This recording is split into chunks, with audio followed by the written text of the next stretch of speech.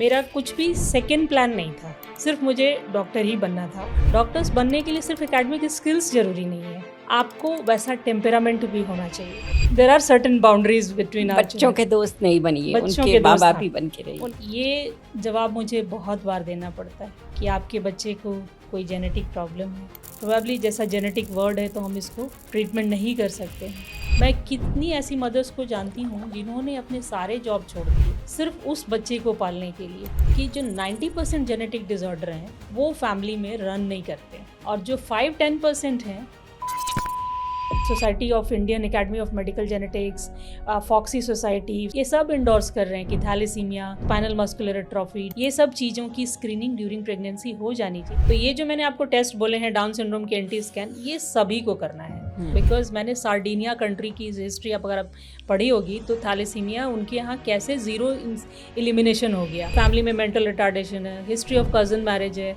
तो हम ज़्यादा जेनेटिक डिसऑर्डर्स की इंसिडेंस सोचते हैं। You know the cost is 18 crore.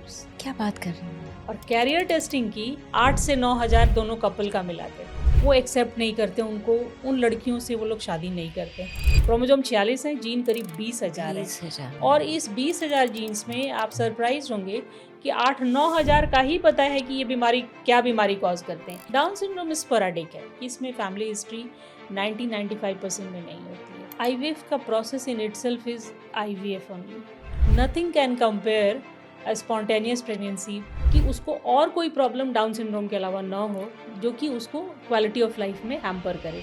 आम आदमी इन बच्चों को नहीं पाल सकता। God has given extra powers to these mothers. तो वो मदर अपने आप को ऐसा ना फील करें कि वो गुम हो गई हैं, उनकी आइडेंटिटी खत्म हो गई। नो, ये मैं याद रखूंगी कि स्ट्रेस को अलाउ नहीं करना है। अलाउ ही नहीं करना है, बिल्कुल बिल्कुल।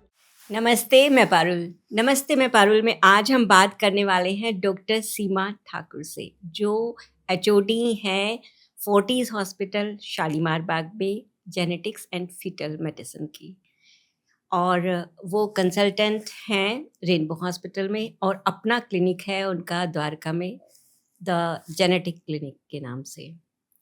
बहुत काम कर रही हैं वो इंडिया में जेनेटिक्स के क्षेत्र में। आज उससे बहुत सारी बातें हम करने वाले हैं।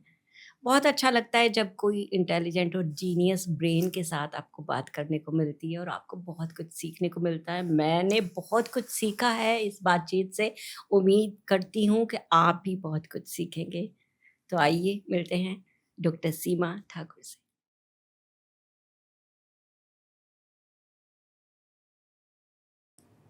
डॉक्टर सीमा ठाकुर, स्वागत है आपका HOD Fortis hospital, clinical genetics and foetal medicine. Yes, ma'am बहुत अच्छे लग रहे हैं। Thank you Parul.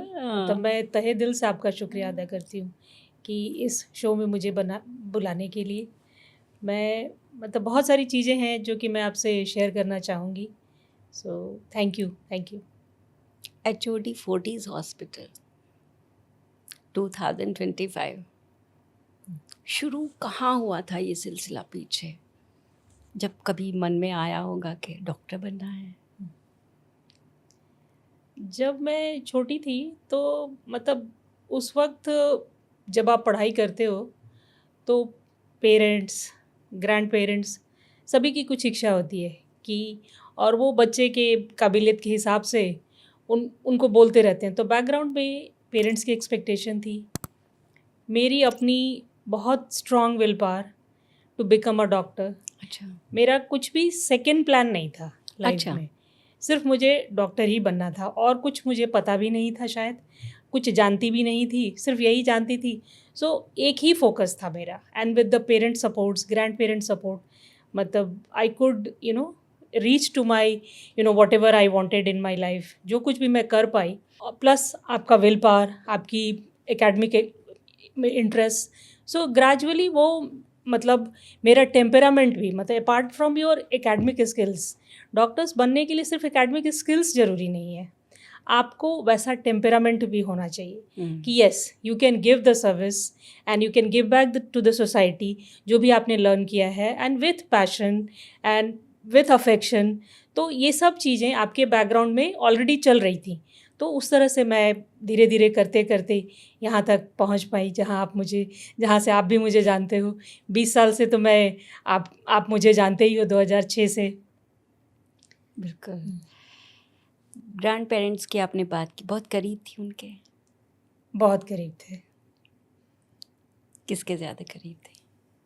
मतलब नाना नानी, उनके करीब ज़्यादा थे, और दादा दादी भी थे, पर नाना नानी के करीब ज़्यादा इसलिए थे कि उनके परिवार में my mom was the only daughter in that time. अच्छा। तो हम ही उनके लिए सब कुछ थे। तो नेचुरली जैसा होता है कि जहाँ आपको ज़्यादा प्यार मिलता है, मतलब हम लोग उनके लिए एक वर्ल्ड थे। प्रोबेबली ग्रैंड पेरेंट्स आपकी गलतियों को भी सही कर देते हैं और डांटते भी नहीं है। So they tell you everything in a way कि आपको बुरा भी नहीं लगे और आप सुधर भी जाओ। They keep an I on you more than your parents. जो मुझे ऐसा लगता है कि पेरेंट्स तो बिजी रहते हैं, उनको अपने समाज के भी बहुत सारे काम होते हैं। ग्रैंड पेरेंट्स के बाद थोड़ा सा खाली समय होता है, एंड शायद उस वजह से वो आपको ज़्यादा देख पाते हैं, और उनका शायद मैच्योरिटी भी ज़्यादा होता है, तो वो आपकी गलतियाँ सुधारने का तरीका समझ चुके होते हैं तब तक लाइफ में।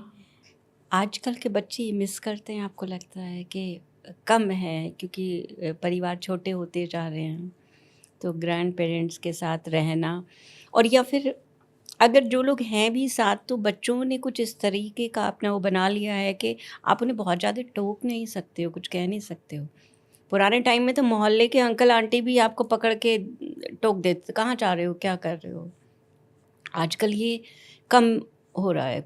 हाँ, मतलब कंसेप्ट्स चेंज हो गए सोसाइटी के।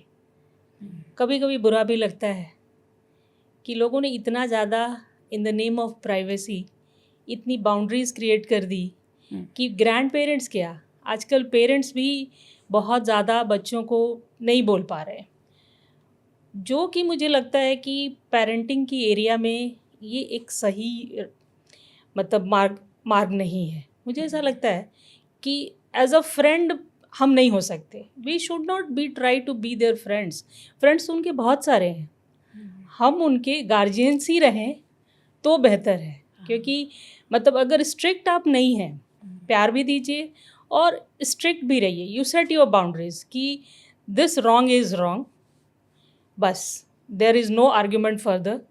सो मुझे लगता है कि पेरेंटिंग थोड़ी सी मतलब गलत रास्ते में जा रही है। मैं ज़्यादातर लोगों को देखती हूँ कि बहुत मतलब कई बार मैं बोलती भी हूँ, वो कहते हैं हमारा बच्चा ये करता है, हमारा बच्चा वो कर दिया। जैसे खाने के मामले में ही वो कहते हैं हमारा बच्चा ये नहीं खाता, वो नहीं खाता। देन आई आस्क देम कि क्या वो चिप्स खा लेता है? हाँ हाँ, बहुत खुशी से। मैंने कहा then the problem lies here, because आपने उसको रोटी चावल जो नॉर्मल हेल्दी डाइट है वो आप नहीं खा रहा। वो कैसे खाएगा जब वो इतना चिप्स और कोल्ड ड्रिंक ऑलरेडी खा चुका है? जहाँ वो रोएगा आप अपनी चिप्स और कोल्ड ड्रिंक पकड़ा देंगे। मदर्स वर्किंग हैं तो एक उनके अंदर गिल्ट होती है। मुझे लगता है ये कैसा गिल्ट है? ऐसा तो कुछ बड़ी बात नहीं है वर्किंग होना। मतलब आप पैसे के लिए ही काम कर रहे हो, आप ये पैसे उनको ही हेल्प करेंगे, तो इसमें कोई गिल्ट की बात नहीं है कि आप टाइम नहीं दे रहे हो तो इसलिए आप उनको कुछ भी उठा के दे दो जो कि वो मांग रहे हैं जब भी मांग रहे हैं आप। मतलब there has to be certain discipline in your life when you are treating towards your children. Because अगर आप डिसिप्लिन नहीं है तो फिर वो सही नहीं है। बच्चे की ग्रोथ में हम मतलब उनका फ़ायदा नहीं कर रहे हैं, rather by being a friend मुझे ऐसा लगता है कि हम उनको नुकसान पहुंचा रहे हैं। सो मतलब वी आर फ्रेंडली ऑल्सो, और there are certain boundaries between our. बच्चों के दोस्त नहीं बनिए, उनके माँ बाप ही बन के रहिए। उनके माँ बाप ही बन के रहिए, क्योंकि उससे उनका हम नुकसान कर रहे हैं। And eight the end of the day हम उनका बुरा नहीं चाहते ना, नहीं, तो प्रोबेबली फ्रेंड बन के हम शायद ज़्यादा बुरा कर रहे हैं। आप जैसे कि एक डॉक्टर हैं और इतना जो है व्यस्त रहती हैं अपने उसमें, आपको लगता है कि आप जितना समय बच्चों को दिया जाना चाहिए उतना दे पाती हैं? मुझे इस बात से उतना कोई अफसोस नहीं होता है कि मैं ज़्यादा समय नहीं दे पाती हूँ, बिकॉज़ मुझे लगता है कि मैंने उनको इतना तैयार किया है कि मेरे बिना भी दे कैन मतलब lead a good life which is correct for the society. तो मैं जनरली मतलब मैं वो सब जो मतलब चीज़ें हैं उसको उनको घर पे उस तरह से परवरिश किया है कि जो खाली समय है मेरे बिना वो क्वालिटी टाइम में वो उसको व्यतीत करें, जो खाली समय को उसको दुरुपयोग ना करें, वो उसको अपने सेल्फ ग्रोथ में यूज़ करें। तो ज़्यादातर उनका एक फिक्स रूटीन है जो कि मतलब एक अनसेट फिक्स रूटीन मैंने बनाया हुआ है अपने घर में, because as I told you कि डिसिप्लिन को मैं थोड़ा सा ज़्यादा फॉलो करती हूँ। और तो एक डिसिप्लिन है which they have to follow. If they don't follow, because ऐसा तो नहीं, बच्चे ही हैं, तो जब वो नहीं फॉलो करते हैं तो आई मेक देम अंडरस्टैंड कि ये सही नहीं हुआ है और probably next time say I don't want, okay this has happened for this time, next time I don't want you to do this again. तो I give them a message कि ठीक है, but at the same time मैंने उसको माफ़ भी कर दिया पर एक मैसेज भी दे दिया कि ये टेकन फॉर ग्रांटेड नहीं हो सकता है। आप बहुत सारे पेरेंट्स से मिलती होंगी, आपका काम ही इस तरह का है। याद है आपको जब पहली बार किसी पेरेंट को ये बताया हो कि आपके बच्चे को ये जेनेटिक डिसऑर्डर है और उनका रिएक्शन? या ये आपने बड़ा ही इमोशनल सा सवाल कर दिया। ये जवाब मुझे बहुत बार देना पड़ता है कि आपके बच्चे को कोई जेनेटिक प्रॉब्लम है और प्रोबेबली जैसा जेनेटिक वर्ड है तो हम इसको ट्रीटमेंट नहीं कर सकते हैं। ज़्यादातर पेरेंट मतलब मैं ऐसा मानती हूँ कि जिनको ऐसी प्रॉब्लम मिलती है वो पेरेंट्स मुझे स्ट्रॉन्ग पेरेंट्स मिले हैं। They do cry in front of me, I would not deny. वो बहुत रोते हैं, इवन फादर भी रोते हैं, मदर भी रोती है। मेरे लिए भी बड़ा टफ सा सिचुएशन हो जाता है कि मैं कैसे उनको हैंडल करूँ। But after 2-3 visits I see them, they have started loving that child as well. They are very very concerned like any other parent would be for their normal children also. कई लोगों ने तो इतना भी देखा कि अगर वो उनका पहला बच्चा है तो they are not planning for the second child, just कि वो उसी बच्चे में अपनी लाइफ। सो मैंने जितना स्ट्रांग इन पेरेंट्स को पाया है, इनिशियली तो डिवास्टेटेड ही हो जाते हैं, दुनिया उनकी लगभग लगता है कि क्या हो गया, बिल्कुल वो टूट से जाते हैं। पर ग्रेजुअली जिस तरह की वो अडेप्टेबिलिटी दिखाते हैं इन टफेस्ट सिचुएशन में, that is remarkable. And I think कि हम लोगों को भी सीखना चाहिए कि हम छोटी छोटी बातों में परेशान हो जाते हैं, पर जब मैं इन पेरेंट्स को देखती हूँ, उनकी पेशेंस, उनकी मतलब अपने बच्चों को प्यार करने का, बच्चों को टाइम देने का। मैं कितनी ऐसी मदर्स को जानती हूँ जिन्होंने अपने सारे जॉब छोड़ दिए सिर्फ उस बच्चे को पालने के लिए, अपनी सारी करियर सेक्रीफाइस कर दी। सो आई थिंक कि we must learn from them कि इन बच्चों के लिए जितना वो करते हैं। So hats off to these mothers and to these parents. बहुत कुछ सीखा है इन पेरेंट्स से, बहुत कुछ सीखा है क्या ये डॉक्टर सीमा जेनेटिक डिसऑर्डर क्या है, कैसे हो जाता है, किस तरीके से ये डिसेबिलिटीज़ आ जाती हैं बच्चों में? बड़ा अच्छा सवाल पूछा। जेनेटिक डिसऑर्डर जब भी मैं किसी पेरेंट को बताती हूँ तो पहला स्टेप होता है डिनायल, कि हमारे परिवार में कोई जेनेटिक डिसऑर्डर नहीं है, तो ये हमारे बच्चे को नहीं हो सकता है। पहले तो मानते ही नहीं है कि उनको है, कि नहीं नहीं आप गलत हो, हमारे यहाँ किसी को हो नहीं सकता। देन जब हम उनसे रिपोर्ट्स डिस्कस करते हैं, बताते हैं, तब वो पूछते हैं कि आखिर हुआ कैसे। तो मैं आपको बताना चाहूँगी, रादर मेरा ये मैसेज पब्लिकली बहुत बहुत इम्पॉर्टेंट है कि जो 90% जेनेटिक डिसऑर्डर हैं वो फैमिली में रन नहीं करते हैं। जनरल पब्लिक मुझसे हमेशा ये सवाल करते हैं, जिनको मैं टेस्ट के लिए लिखती हूँ, because as you know I deal with pre pregnancy things, so that to have a baby without mental and physical handicap. तो जब मैं उनको बहुत सारे टेस्ट लिखती हूँ रिलेटेड टू जेनेटिक डिसऑर्डर्स, तो 90% एक्सेप्ट ही नहीं करते हैं कि ये क्यों लिख रहे हैं, क्योंकि हमारे परिवार में तो किसी को है ही नहीं, तो ये बेकार की बातें। पर मैं आपके इस शो के माध्यम से पब्लिक को बताना चाहती हूँ कि 90% फैमिली में रन नहीं करते हैं, वो अपने आप ही हो रहे हैं। अच्छा। और जो 5-10% हैं जो फैमिली में रन करेंगे, उसमें क्या होता है, पेरेंट्स एसिम्प्टोमेटिक कैरियर है, तो वो अच्छा। भी दिखाई नहीं देगा। हाँ। प्लस जो कैरियर के दो कैरियर की अगर आपस में शादी होती है तो उनके बच्चे को कुछ मेजर प्रॉब्लम, जैसे आप थैलेसीमिया ही समझ लें कि अगर 2 थैलेसीमिया के कैरियर हैं तो उनके बच्चे को मेजर होने की संभावना है। तब भी वो मुझसे पूछते हैं कि ये जेनेटिक आप कह रहे हो, तो हमारे परिवार में किसी को नहीं। मैं कह, see this unique combination of gene never existed in your family. ये हस्बैंड एंड वाइफ का जीन कॉम्बिनेशन पहले तो था ही नहीं। So this is unique to your family and that's why कि इवन इफ कि ये ट्रू सेंस में इनहेरिटेड डिसऑर्डर है, तब भी ये मैनिफेस्ट इसलिए नहीं हुआ बिकॉज ये combination never existed. So probably ये पब्लिक को जानना ज़रूरी है कि चाहे प्री कंसेप्शन हो या ड्यूरिंग प्रेगनेंसी, जेनेटिक डिसऑर्डर्स के लिए स्क्रीनिंग हो जानी चाहिए। और अब तो मतलब society of Indian academy of medical genetics, FOGSI society, society of foetal medicine, ये सब इंडोर्स कर रहे हैं कि thalassaemia, spinal muscular atrophy, Down syndrome, ये सब चीज़ों की स्क्रीनिंग ड्यूरिंग प्रेगनेंसी हो जानी चाहिए बिकॉज ये सब हमारी सोसाइटी की कॉमन प्रॉब्लम्स है।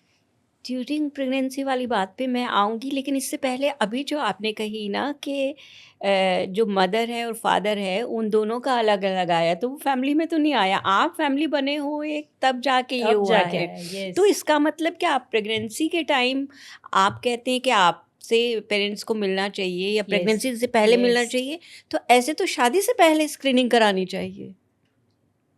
हमारी सोसाइटी इतनी मैच्योर नहीं है पारुल कि मैं उनको बोलूं कि that's what my dream is, because मैंने सार्डिनिया कंट्री की हिस्ट्री आप अगर आप पढ़ी होगी तो थैलेसीमिया उनके यहाँ कैसे ज़ीरो एलिमिनेशन हो गया। अच्छा। वो इसलिए हुआ कि उन्होंने कहा कि हर कॉलेज गोइंग चिल्ड्रन को ये थैलेसीमिया की कैरियर टेस्टिंग करनी है, और सभी बच्चों ने करा। अच्छा। और जिनके कैरियर थे आइदर वो आपस में मैरिज ना करें या मतलब वो ड्यूरिंग प्रेगनेंसी टेस्ट करा लें।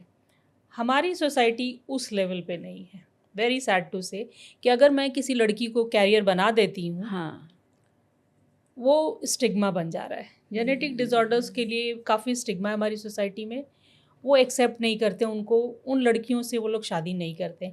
और मैं ऐसे कई किस्से देख चुकी हूँ। अच्छा। And being a doctor and I am also woman, so I don't want, already हमारी सोसाइटी बहुत डिफरेंट डिस्क्रिमिनेशन पे है, तो मुझे और एक फर्दर डिस्क्रिमिनेशन देना थ्रू माय नॉलेज वो मुझे उचित नहीं लगता। तो हमारे लिए क्या बेस्ट टाइम है? तो जो बेस्ट टाइम है कि जब शादी करते हैं लोग और प्रेगनेंसी के लिए प्लान करते हैं, so ideally with in a year, मतलब ज़्यादातर लोगों की प्रेगनेंसी हो ही जाती है, तो शादी के तुरंत बाद हमारे पास आकर के जो कुछ कॉमन टेस्ट हैं प्रेगनेंसी से रिलेटेड, जिनमें कि बच्चों में मेंटल या फिजिकल हैंडीकैप हो जाता है, both genetic as well as non genetic, वो सब सारी चीज़ों की टेस्टिंग करा लेनी चाहिए। एंड मतलब parenthood should be a planned pregnancy, मतलब it should not it has just happen and then मान लीजिए वो मिस हो गया, तो एटलीस्ट वो अर्ली प्रेगनेंसी में हमारे पास आ जाए। But best is the to see us pre conception, की उसमें हम लोग ना केवल टेस्ट करते हैं to prevent the genetic disorders, to prevent certain infections, diabetes आपका चेक करते हैं, थायराइड चेक करते हैं, and also we start folic acid treatment, मतलब फॉलिक एसिड की मेडिसिन देते हैं जो कि एक सप्लीमेंट है, और ऐसा माना जाता है कि वो प्रेगनेंसी से 1 महीने पहले लेना चाहिए, because by the time you realise the pregnancy बहुत सारे ऑर्गन्स की फॉर्मेशन ऑलरेडी होने लगती है, जैसे neural tube defect, heart cardiac defect, इन सब के लिए प्रिवेंशन के लिए folic acid is given pre conception. तो ज़रूरी है कि एटलीस्ट 1 महीने पहले या 2 महीने पहले हमसे मिल लें, सो दैट कि हम टेस्ट भी कर लें, उनको मेडिसिन भी लिखते हैं, certain life style changes also, because as you know society has changed a lot. तो मतलब मुझे कई बारी हैरत होती है कि मुझे मतलब टू अवॉइड स्मोकिंग भी बोलना पड़ता है, टू अवॉइड अल्कोहल भी बोलना पड़ता है, to have a healthy diet भी बोलना पड़ रहा है, और मुझे ये भी बोलना पड़ रहा है कि what is the most ideal age to conceive, and the most ideal is actually 25 to 30 years of age only. And I am surprise कि ज़्यादातर वुमेन को ये नॉलेज नहीं है। उनको मतलब जब प्रॉब्लम्स होते हैं, because when you plan later, when you marry later and plan later, तो फिर आपको there is an urgency to conceive. आपको लगता है एक भी लॉस आप सह नहीं पाते हो, and you know how depression, stress is prevalent in our society. Everybody you talk to, you feel that कि अच्छा उसको डिप्रेशन है, वो स्ट्रेस्ड आउट है।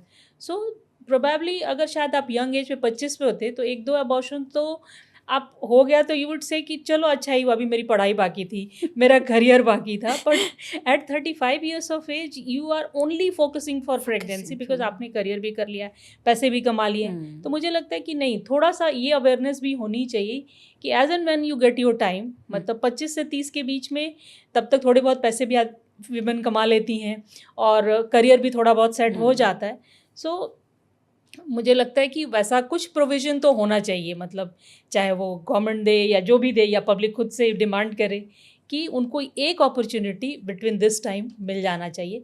Because younger mothers are better in not only in terms of the prevention of chromosomal abnormalities, because कुछ चीज़ें होती हैं एडवांस मैटरनल एज में ज़्यादा हैं, and also you get more numbers opportunities to conceive, so there will be no stress, no depression when you lose a pregnancy. इसके लिए ये बायोलॉजिकल क्लॉक और जो करियर क्लॉक है वो दोनों एक साथ चल रही होती हैं, वो बिल्कुल वही पीक का टाइम होता है उनके करियर के लिए, और शायद वो इसलिए बचती हैं कि बहुत बड़ा एक जिम्मेदारी है बहुत बड़ी पेरेंटिंग की, कि मदर को ही ज़्यादातर देखना पड़ता है। हाँ, so the fear to lose a तो जॉब, इसलिए वो पीछे पीछे करती चली जाती हैं। और कहीं ना कहीं साइंस भी रोकता है क्या कि आजकल ये एग फ्रीज कर लो कि हम ऐसे करा लेंगे, हम ऐसे कर लेंगे, इस तरफ ये सब फैसिलिटीज़ अवेलेबल हैं, एग फ्रीजिंग, स्पर्म फ्रीजिंग, ये सब अवेलेबल हैं और क्वाइट सक्सेसफुल भी हैं। But as you know the nature is the best, है ना, everything should be natural, spontaneous, है तो सारी चीज़ें अवेलेबल। सो अभी प्री कंसेप्शन जो टेस्ट की आपने बात की, तो ये कौन कौन से टेस्ट होते हैं जो प्री कंसेप्शन होते हैं और फिर प्रेगनेंसी के बाद होते हैं, कौन कौन से टेस्ट होते हैं जो कराए जाते हैं? जनरली मतलब जो प्री कंसेप्शन टेस्ट हम लोग करते हैं वो वुमेन की पहले तो खुद की हेल्थ कैसी है, लाइक उसका हीमोग्लोबिन, थायराइड, ब्लड शुगर, उसको कोई मेडिकल इलनेस तो नहीं है लाइक हाइपरटेंशन या कोई और मेडिसिन तो वो नहीं ले रही है, बिकॉज प्रेगनेंसी में कुछ मेडिसिन ऐसी होती हैं which are contraindicated because वो ऑर्गन फॉर्मेशंस में इम्पैक्ट कर सकती है। बिकॉज आजकल बहुत ज़्यादा स्किन ट्रीटमेंट और इन सब चीज़ों का मतलब ब्यूटी कॉस्मेटिक ट्रीटमेंट, सो उसमें से कुछ मेडिसिन ऐसे होते हैं which has to be stopped before you plan the pregnancy. तो ये सब सारी चीज़ों की अवेयरनेस प्लस थैलेसीमिया की टेस्ट, स्पाइनल मस्कुलर एट्रोफी की टेस्ट, टॉर्च का टेस्ट, ये सब कुछ मतलब 7-8 टेस्ट होते हैं जो कि essentially should be done pre conception. TORCH का टेस्ट क्या होता TORCH test, TORCH is an acronym for infections, like जैसे कोविड, तो उसी तरह का टॉर्च का मतलब toxoplasma, rubella, cytomegalo and herpes. So ये सब वो इन्फेक्शंस हैं जो कि ड्यूरिंग प्रेगनेंसी ब्रेन और आईज़ पे इम्पैक्ट करते हैं। तो जो बेबी जन्म लेता है बर्थ के बाद, अगर मदर को ये इन्फेक्शन ड्यूरिंग प्रेगनेंसी हो जाता है तो बच्चे को मेंटल हैंडीकैप, फिज़िकल हैंडीकैप, ये सब होने की संभावना होती है। जिसमें से जो सबसे प्रमुख जो आजकल हम लोग ज़्यादा देख रहे हैं वो साइटोमेगालो वायरस का इन्फेक्शन है। तो अगर हमें पहले से पता, ऑफ कोर्स CMV के लिए कोई वैक्सीन नहीं है, रुबेला के लिए वैक्सीन है। तो अगर कोई लेडी इम्यून नहीं है, जैसे आपने कोविड की वैक्सीन सुनी होगी, तो उसी तरह से रुबेला के लिए भी वैक्सीन है। तो रुबेला का वैक्सीन मतलब हम ड्यूरिंग प्रेगनेंसी नहीं दे सकते, तो उसके लिए आपको प्री कंसेप्शन आना पड़ेगा। We will give you the vaccine if she is unprotected, and उस वैक्सीन के 1 महीने बाद तक आप प्रेगनेंसी प्लान नहीं कर सकते हैं, बिकॉज ये प्रेगनेंसी लाइव, ये वैक्सीन लाइव वैक्सीन है। तो थियोरेटिकल रिस्क है कि हो सकता है बच्चे को रुबेला, कंजेनाइटल रुबेला सिंड्रोम हो सकता है। ऑल्दो देयर आर मेनी मतलब studies which deny this, but अगर पहले से पता है कि ये वैक्सीन ड्यूरिंग प्रेगनेंसी नहीं लेना है तो हम यूजुअली प्री कंसेप्शन टेस्ट करते हैं। साइटोमेगालो वायरस इन्फेक्शंस का एक और भी रहता है कि प्रेगनेंसी के दौरान आमतौर पे जैसे आपको फीवर और रैश होता है तो आप अपने डॉक्टर से डिस्कस नहीं करते हैं, लगता है ये तो कोई बड़ी बात नहीं है, कैल्पोल ले लिया और ठीक है। बट ये बहुत ही एक इम्पॉर्टेंट सिम्टम है बिकॉज दे इंडिकेट कि आपको कोई ऐसी इन्फेक्शन हुई है जो कि टेराटोजेनिक हो सकता है, मतलब मदर से वो इन्फेक्शन बेबी में जा सकता है। आपके लिए तो सिर्फ फीवर एंड रैश था, कोई बड़ी बात नहीं है, बट बच्चे के लिए उसके ब्रेन में इन्फेक्शंस हो जाएंगे, उसकी आई में कैटरैक्ट हो जाएगा, उसको डेफनेस हो जाएगी, लिवर बढ़ जाएगा, तो बहुत सारी चीज़ें जो कि उसके आने वाले जीवन के लिए मेंटल और फिजिकल असर कर सकती है। तो ये छोटी सी भी सिम्टम अगर प्रेगनेंसी में आपको हो रही है, फीवर, रैश, तो you must discuss to your doctor so that कि हम डायग्नोसिस कर सके कि बच्चे को ये इन्फेक्शन नहीं है, so that you can carry forward the pregnancy. बहुत से लोगों को इचिंग भी होती है प्रेगनेंसी में, बहुत ज़्यादा हाँ, सीवियर इचिंग हो रही है। वो मतलब कोलेस्टेसिस कहा जाता है इसको, ये यूजुअली सेकेंड ट्राइमेस्टर के बाद होता है। हाँ। सो इसके लिए मेडिसिन अवेलेबल है और लिवर फंक्शंस को इसमें देखा जाता है। अगर वो ठीक हैं और सीरम बाइल एसिड्स ठीक हैं तो फिर डिलीवरी को बहुत ज़्यादा मतलब जल्दी करने की ज़रूरत नहीं है। और इसमें भी बहुत सारे ड्रग्स का भी योगदान है कि जो बहुत सारी मेडिसिन लेते हैं हम लोग ड्यूरिंग प्रेगनेंसी, कभी कभी वो भी इस तरह की चीज़ें कॉज करती हैं। तो जब भी ऐसी कोई सिम्टम हो तो अपने डॉक्टर से ज़रूर कंसल्ट करना चाहिए सो दैट कि वो अप्रोप्रिएट मेडिसिन दे पाए। आपने जो टेस्ट की बात की प्रेगनेंसी के बाद जो करती हैं, वो कौन कौन से टेस्ट होते हैं और क्या वो सारे इन्वेजिव होते हैं या स्क्रीनिंग होती है या फिर आगे फिर उसको डायग्नोस्टिक उसमें किया जाता है? ये भी एक बहुत अच्छा सवाल है Thank कि जो मैं जानती हूँ कि हमारी पब्लिक अवेयर नहीं है। सो प्रेगनेंसी में जो पहला अल्ट्रासाउंड होता है जी। वो करीब 7 to 8 वीक्स पे फॉर कार्डियक एक्टिविटी देखा जाता है। कई लोग 5 से 6 हफ्ते पे भी कराते हैं सो दैट किसी की प्रेगनेंसी की लोकेशन सही है या नहीं है, कि वो यूट्रस में है या उसके ट्यूब में चली गई है, ओवरी में चली गई है, which is a dangerous thing to happen. Otherwise 7 to 8 weeks for cardiac activity. और जो फीटस के पॉइंट ऑफ व्यू से है कि वो उसके हेल्थ के लिए वो एंटी स्कैन कहते हैं या कई लोग उसको लेवल 1 स्कैन कहते हैं, वो हम लोग 12 हफ्ते पे करते हैं। तो 12 हफ्ते पे डाउन सिंड्रोम के लिए अल्ट्रासाउंड के मार्कर देखे जाते हैं जिसमें एंटी नेजल बोन ये सब देख करके, साथ ही साथ प्री इक्लैम्शिया जो कि मतलब there are few women which will develop hypertension later in pregnancy, तो वो भी बच्चे के लिए डिट्रीमेंटल है, माँ के लिए भी। तो इन सब की स्क्रीनिंग अब जो है ना, केयर ड्यूरिंग प्रेगनेंसी की pyramid of care has been inverted. पहले जब हम लोगों ने पढ़ा था तो इट वाज कि इनिशियली उतने विजिट नहीं है मदर के, थर्ड ट्राइमेस्टर में ज़्यादा विजिट होते थे बिकॉज एंटिसिपेटेड कॉम्प्लिकेशंस की रेट्स हायर है। बट अब ये रियलाइज़ हुआ है कि वो जो थर्ड ट्राइमेस्टर के कॉम्प्लिकेशंस के रेट्स हायर हैं वो सब प्रिवेंटेबल है। तो you can predict them at 12 weeks of pregnancy. तो डाउन सिंड्रोम और ये आपका मतलब प्री इक्लैम्शिया, ये एक मेजर, उसके साथ साथ एक ब्लड टेस्ट भी होता है जिसको डुअल मार्कर या डुअल मार्कर प्लस PLGF। तो मैं कहना चाहूँगी कि किसी भी प्रेग्नेंट वुमेन को ये 12 वीक का स्कैन मिस नहीं करना चाहिए। मैं देखती हूँ कि अवेयरनेस नहीं होने की वजह से कई वुमेन 12 वीक वाला स्कैन मिस कर जाते हैं। तो न तो हम उनकी डाउन सिंड्रोम की प्रॉपर स्क्रीनिंग कर पाए, न हम प्री इक्लैम्शिया की, और प्री इक्लैम्शिया की स्क्रीनिंग 12 हफ्ते पे करनी। डाउन सिंड्रोम तो फिर भी we can take care at 16 weeks also, because आजकल बहुत ज़्यादा जेनेटिक्स टेक्नोलॉजी में एडवांसेस हो गए हैं। तो डाउन सिंड्रोम तो हम हैंडल कर सकते हैं, बट प्री इक्लैम्शिया अगर हमने 12 हफ्ते पे डायग्नोसिस मतलब प्रेडिक्शन नहीं किया कि आपको डेवलप करेगा, तो हम प्रोफाइलैक्टिक इकोस्प्रिन नहीं दे पाते हैं। वो 16 हफ्ते के अंदर अंदर आपको देना है, तो you missed a big thing. तो इसलिए ये आपके शो के माध्यम से एक स्कैन और एक ब्लड टेस्ट 12 हफ्ते पे बच्चे के health of point of view से बहुत ही इसेंशियल है। सो डोंट मिस दिस मतलब एट एनी कॉस्ट। और ये स्कैन किस किस चीज़ के लिए है? ये डाउन सिंड्रोम के कुछ मार्कर होते हैं, nuchal translucency, nasal bone, ductus venosus, और कुछ मेजर एबनॉर्मेलिटीज़ भी like neural tube defect, anencephaly, omphalocele. तो करीब जो लोग कुछ लोग इसको एनामली स्कैन की तरफ भी करते हैं, कुछ लोग सिर्फ स्क्रीनिंग फॉर डाउन सिंड्रोम करते हैं। तो 60 to 70% of the anomalies also, major anomalies, can be picked up at this 12 week scan.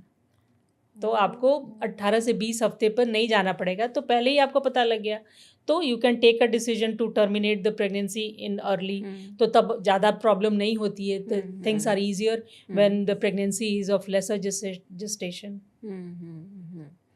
तो अगर स्क्रीनिंग में इनमें से कोई भी पॉजिटिव आता है तो उसके बाद? हाँ, सो जो ज़्यादातर ये सब नॉन इन्वेजिव हैं, जो ऐसा कि आपने पूछा, ज़्यादातर हम लोग टू बिगिन विथ मतलब हम इसको थोड़ा सिंप्लीफाई कर सकते हैं कि जब भी हम लोग प्रेगनेंसी में वुमेन को देखते हैं तो we divide them into low risk and high risk by discussing few questions with them. कि अगर फैमिली में मेंटल रिटार्डेशन है, हिस्ट्री ऑफ कजन मैरिज है, तो हम ज़्यादा जेनेटिक डिसऑर्डर्स की इंसिडेंस सोचते हैं। लो रिस्क वुमेन जिनको कि कोई भी फैमिली हिस्ट्री नहीं है, सो आपको जान के आश्चर्य होगा कि लो रिस्क और हाई रिस्क दोनों में ही जेनेटिक डिसऑर्डर्स होने की संभावना है। तो ये जो मैंने आपको टेस्ट बोले हैं डाउन सिंड्रोम के एंटी स्कैन, ये सभी को करना है। और अगर ये डाउन सिंड्रोम की रिस्क डुअल मार्कर मान लीजिए हाई रिस्क आता है या अल्ट्रासाउंड में रेज्ड एंटी आता है, एंटी मोर देन 95 सेंटाइल, तो फर्दर इन्वेजिव टेस्ट की ज़रूरत पड़ती है। और ये विजिट इसलिए भी इम्पॉर्टेंट है कि मान लीजिए थैलेसीमिया का स्क्रीनिंग प्री कंसेप्शन नहीं हुआ या 6 वीक्स पे नहीं हुआ, तो आप अभी भी कर सकते हैं थैलेसीमिया की स्क्रीनिंग।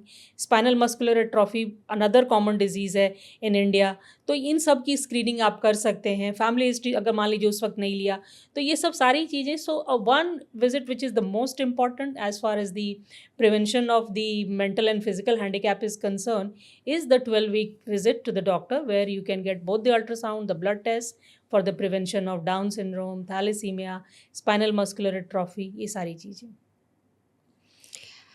और फिर उसके बाद आ जाता है कि हमने अगर कोई इन्वेजिव टेस्ट करने हैं तो उसमें क्या खतरा रहता है और वो कौन कौन से होते हैं और किस लिए होते हैं? इन्वेसिव टेस्टिंग जो लो रिस्क वुमेन है या हाई रिस्क वुमेन है वैरी करता है। तो अगर लो रिस्क वुमेन हमने आइडेंटिफाई किया बाय द टेस्ट, वो मान लीजिए रेज्ड एंटी आ गया या उनका dual marker high risk for Down syndrome आ गया, तो इनको हम इन्वेसिव टेस्टिंग के लिए देते हैं। So generally procedure related risk quoted in the literature is 0.1 to 1%, which is actually minimal only. ज़्यादातर जो सेंटर्स जो कर रहे हैं उनका 0.1% ही आप मान के चलिए, because now they are well versed in that technique, so learning curve is over. तो जनरली इतना रिस्क ऑफ एबॉर्शन नहीं है जितना मैंने कई पेरेंट्स ऐसे भी देखे हैं जो कि because of the fear of losing the pregnancy उन्होंने ये टेस्ट ही नहीं कराए और बाद में डाउन सिंड्रोम का बेबी उनको जन्म लिया। So you know this is मतलब यू कैन अंडरस्टैंड कि इतना ज़्यादा डर, ये डरने वाली बात नहीं है। मतलब हमारे भी सेंटर में because we work in prenatal diagnosis and genetic counselling, तो हमारा भी overall rate 1 in 500 to 1 in 1000 ज़्यादातर ठीक है, बिकॉज ये सिंपल प्रोसीजर्स है, अल्ट्रासाउंड गाइडेड प्रोसीजर है, सब कुछ देख के किया जाता है। सो जनरली कोई ऐसी प्रॉब्लम नहीं होती है। कभी कभी इन्फेक्शंस की रिस्क होती है, कभी कभी लीकिंग फॉलोइंग द प्रोसीजर्स या bleeding following the procedures, they may happen. मतलब 1% केसेस में ये सब होता है, बट वो सेटल कर जाता है because these are clean procedures. ये स्पॉन्टेनियस तो हुए नहीं हैं, ये प्रोसीजर इंड्यूस्ड है, तो जनरली वो भी सेटल कर जाते हैं। इसलिए इतना मैं जो बताना चाहती हूँ कि इतनी कोई रिस्क नहीं है।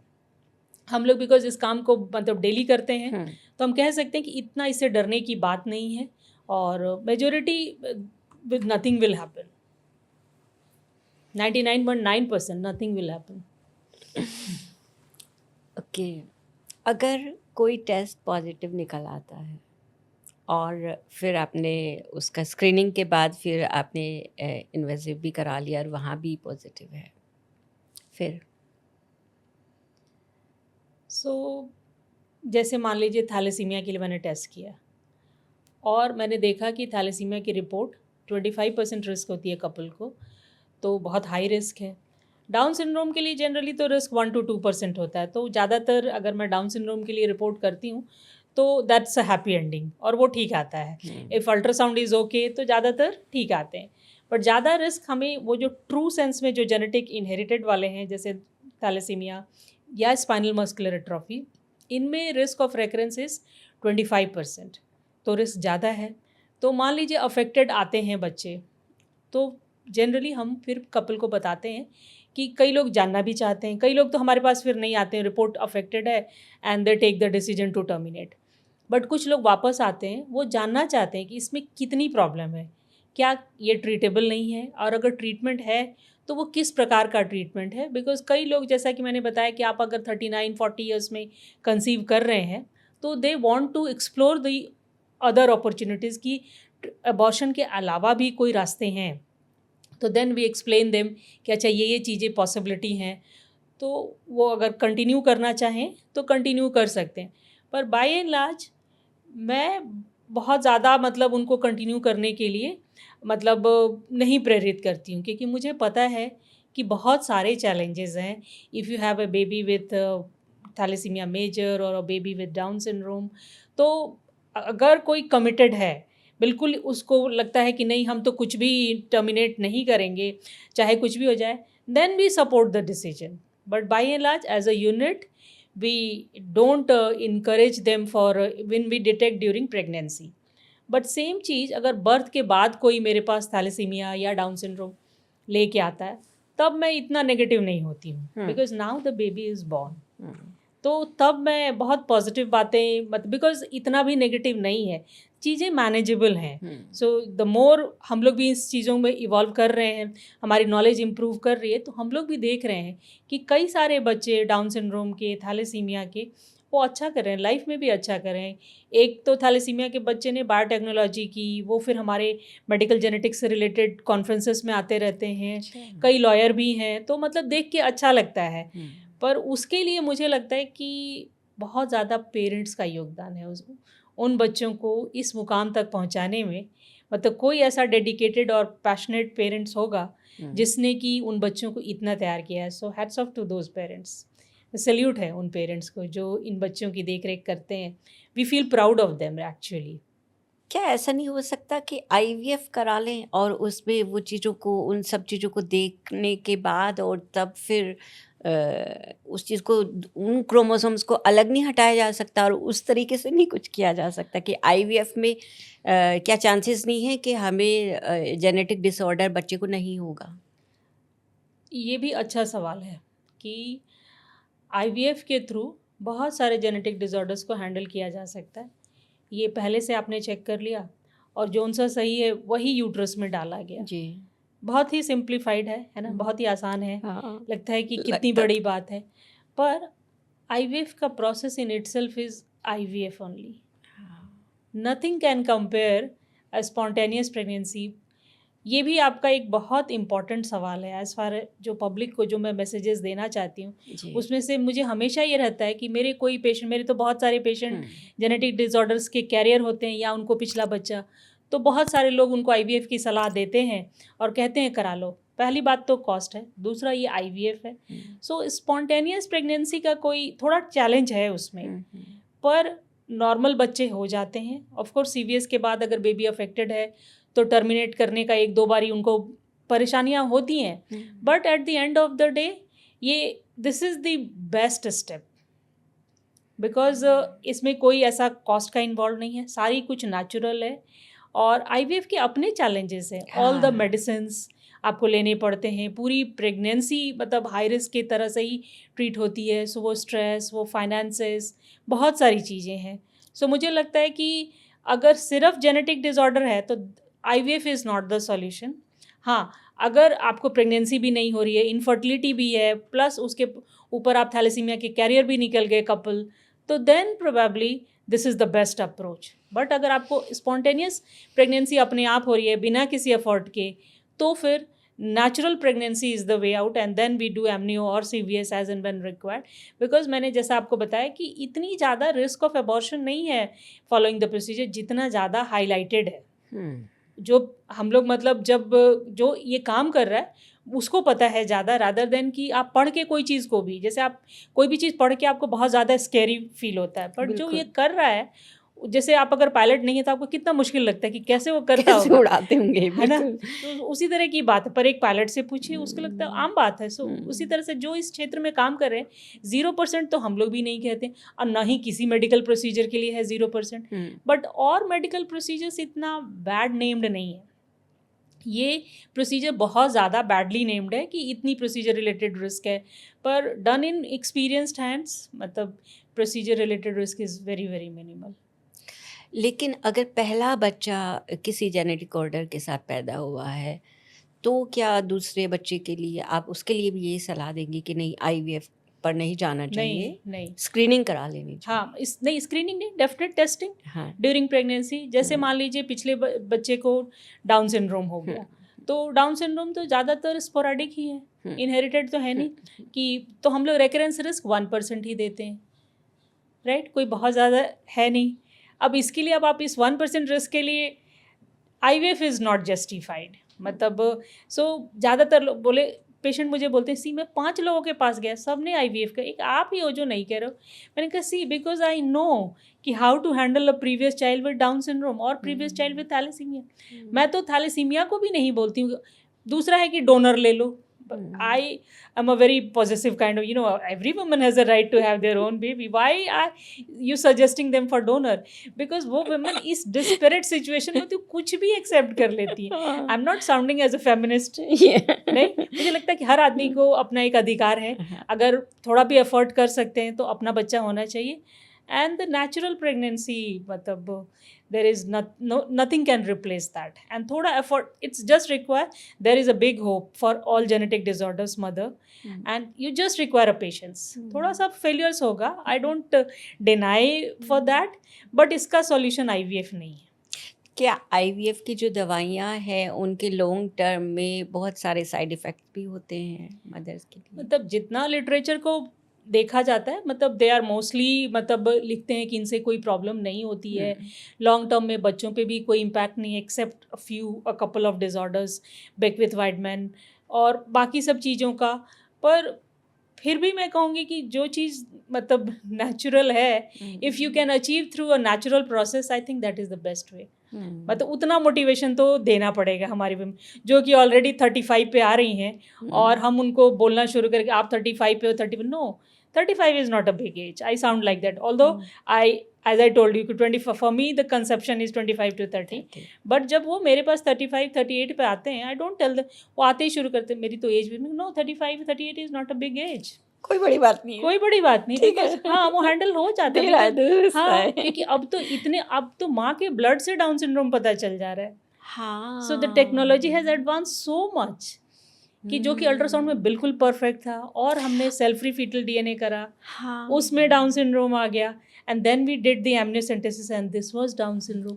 सो ये मुझे आपसे पूछना है कि माँ के ब्लड में जो ये मतलब ये फ्री फ्लोटिंग डीएनए, मतलब डीएनए का काम तो सेल के अंदर रहना है, वहाँ अंदर क्रोमोसोम के अंदर बंद है, तो वो कैसे घूमता है? मतलब कुछ Free. फ्रैगमेंटेड डीएनए होते हैं मदर के ब्लड में, अबाउट 10% फीटल डीएनए होता है। अच्छा, और मतलब in my lifetime if you ask, this has been the most powerful and the most effective test. अच्छा, मतलब इट्स अ मिरेकल कि वो मदर और बेबी के ब्लड को डिस्टिंग्विश कर सकते हैं, and also they check the doses. जैसे मान लीजिए आपका, उनको पता है 21 पे अगर उनको कुछ डाउट होगा तो वो थोड़ा सा peak will be different compare to the normal child, तो वो प्रेडिक्ट कर सकते हैं कि this baby is going to have Down syndrome, you better reconfirm, because ये जो सेल्स होते हैं ये बेबी के प्लेसेंटा से मदर के ब्लड में आते हैं, डायरेक्ट बेबी का नहीं होता है। हाँ, तो अगर हमें इस टेस्ट में पॉजिटिव आता है, ये स्क्रीनिंग टेस्ट है, ये कन्फर्मेटरी नहीं है, तो हमें कंफर्म करना पड़ता है by invasive testing amniocentesis, and 90 मतलब लिटरेचर सेज कि 70-75% में मैच होता है, बट मैं तो 99% में देखती हूँ कि ये मैच कर ही जाता है, कि जो दिख रहा था सेल फ्री फीटल डीएनए में वो एमनियोसेंटेसिस में भी दिखा है। फ्यू केसेस में थोड़ा मैच नहीं करता है। एमनियोसेंटेसिस में फिर क्या चीज़ देखती हैं वहाँ पे जाके? फिर डायरेक्ट बेबी, वो एमनियोसेंटेसिस में जो एमनियोटिक फ्लूइड है जिसमें हाँ, बेबी रहता है जी, वो उसमें बेबी के स्किन सेल्स मतलब गिरते रहते हैं, तो वो जो हम स्किन सेल्स की चेक करते हैं, एंड वी चेक कि whether there is a Down syndrome और नॉट, एंड और भी 46 क्रोमोसोम्स हैं, पूरे 46 क्रोमोसोम की, और अब तो टेक्नोलॉजी इतनी एडवांस्ड है कि हम माइक्रो एरे का टेस्ट करते हैं जिसमें 7.5 लाख एरियाज चेक किए जाते हैं। So it's the genetics has gone to a very different level, we are really living in a very exciting time. So I feel कि everyone can, those who want to plan a pregnancy, that should be in time, and should undergo the genetic testing irrespective of the family history, and generally outcome is good. So बहुत ही important है ये, बहुत सारी चीज़ें कर सकते हैं हम लोग। मैं चाहती हूँ थोड़ा सा बिल्कुल आम लोगों के लिए आप इसको जेनेटिक को डिकोड करें हमारे लिए, कि ये क्या है, कहाँ होता है। एक सेल है, उसमें न्यूक्लियस है, वहाँ क्रोमोसोम, डीएनए, फिर एक यूनिट जीन। तो ये मतलब एक बार हमें हमारी भाषा के लिए बता दीजिए कि ऐसा होता है और यहाँ प्रॉब्लम है। सो जैसा कि आपने ऑलरेडी कहा कि एक न्यूक्लियस है, एक सेल है, और सेल के अंदर न्यूक्लियस है, तो न्यूक्लियस में 46 क्रोमोसोम्स है, और इन 46 क्रोमोसोम पे 20,000 जीन्स है। तो डाउन सिंड्रोम जो है वो क्रोमोसोम की प्रॉब्लम है, और क्रोमोसोम की नंबरिंग इस तरह से 1 2 3 4 22 तक है, इसी तरह से साइज़ के हिसाब से रखे गए हैं, और सेक्स क्रोमोसोम्स XX या XY। तो जो ट्राइसोमी 21 है वो क्रोमोसोम की प्रॉब्लम है। थैलेसीमिया जो है वो जीन का प्रॉब्लम है। तो अगर हमने सेल फ्री फीटल DNA करा तो उसमें हमें थैलेसीमिया नहीं पता लगेगा। उसके लिए हमें ब्लड टेस्ट HPLC करना पड़ता है, और अगर हमें जीन टेस्ट करना है तो हम थैलेसीमिया के लिए सीक्वेंसिंग करते हैं। बहुत सारे टेस्ट हैं। इस तरह से मेन जो हमें जेनेटिक टेस्टिंग करते हैं क्रोमोसोम की और जीन की। क्रोमोसोम के लिए हम कैरियोटाइप करते हैं, फिश करते हैं, माइक्रो एरे करते हैं, और जीन्स के लिए हम सिंगल PCR कर सकते हैं, या आजकल नॉन NGS हो गया है, that is the next generation sequencing, whole exome, clinical exome. तो ये सब सारे टेस्ट हैं, और डिपेंडिंग अपॉन डिजीज़ बहुत सारे और अदर भी टेस्ट हैं, बट ये कॉमन पब्लिक के लिए इतना जानना ज़रूरी है कि हम क्रोमोसोम के लिए अलग टेस्ट करते हैं और हम जीन के लिए अलग करते हैं, और क्रोमोसोम अलग है और जीन अलग है। क्रोमोसोम 46 है, जीन करीब 20,000 है, और इस 20,000 जीन्स में आप सरप्राइज होंगे कि 8-9 हज़ार का ही पता है कि ये बीमारी क्या बीमारी कॉज करते हैं। बाकी 10,000 का अभी पता भी नहीं है। अच्छा। बहुत सारे एडवांसेस हो रहे हैं, ग्रेजुअली हो सकता है हम ज़्यादा से ज़्यादा जान सकें। ये जीन क्या टाइम टू टाइम एक इंसान में जो है वो चेंज भी हो जाते हैं क्या समय के साथ में? जैसे मान लो कोई लंबाई का जीन है, या कोई गोरेपन का जीन है, या सांवले रंग का जीन है, या कोई भी किसी भी तरीके का कोई ट्रेट है, क्या ये पीढ़ी दर पीढ़ी या फिर इंसान में ये एक उम्र से दूसरी उम्र तक क्या ये चेंज भी हो सक जाते हैं? 2 तरह की चीज़ें हैं जो हमारे जीन होते हैं जी। एक तो हमारे जर्म लाइन, मतलब हमारे जो ओवरी या स्पर्म में है वो इनहेरिटेड होते हैं, जो भी हैं वो नेक्स्ट जनरेशन में जाएंगे। जो सोमैटिक वाले होते हैं जैसे कैंसर्स वगैरह में, तो उसमें से ज़्यादातर उसी आदमी के लिए होता है वो कैंसर्स। हेरिडिटरी कैंसर्स भी होते हैं 5-10% केसेस में, बट जो आम तौर पे हम लोग कैंसर देखते हैं वो ज़्यादातर सोमैटिक में चेंजेस होते हैं।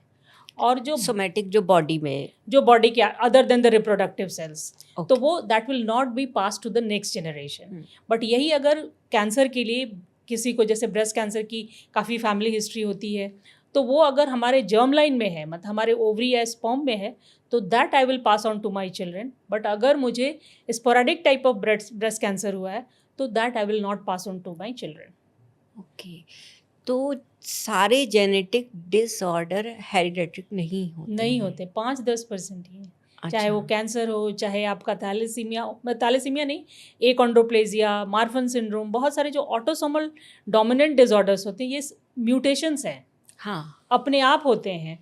एंड मैंने कहा ना कि 90% तो अपने आप ही होने हैं, बहुत कम ही है जो थैलेसीमिया जैसे इनहेरिटेड है।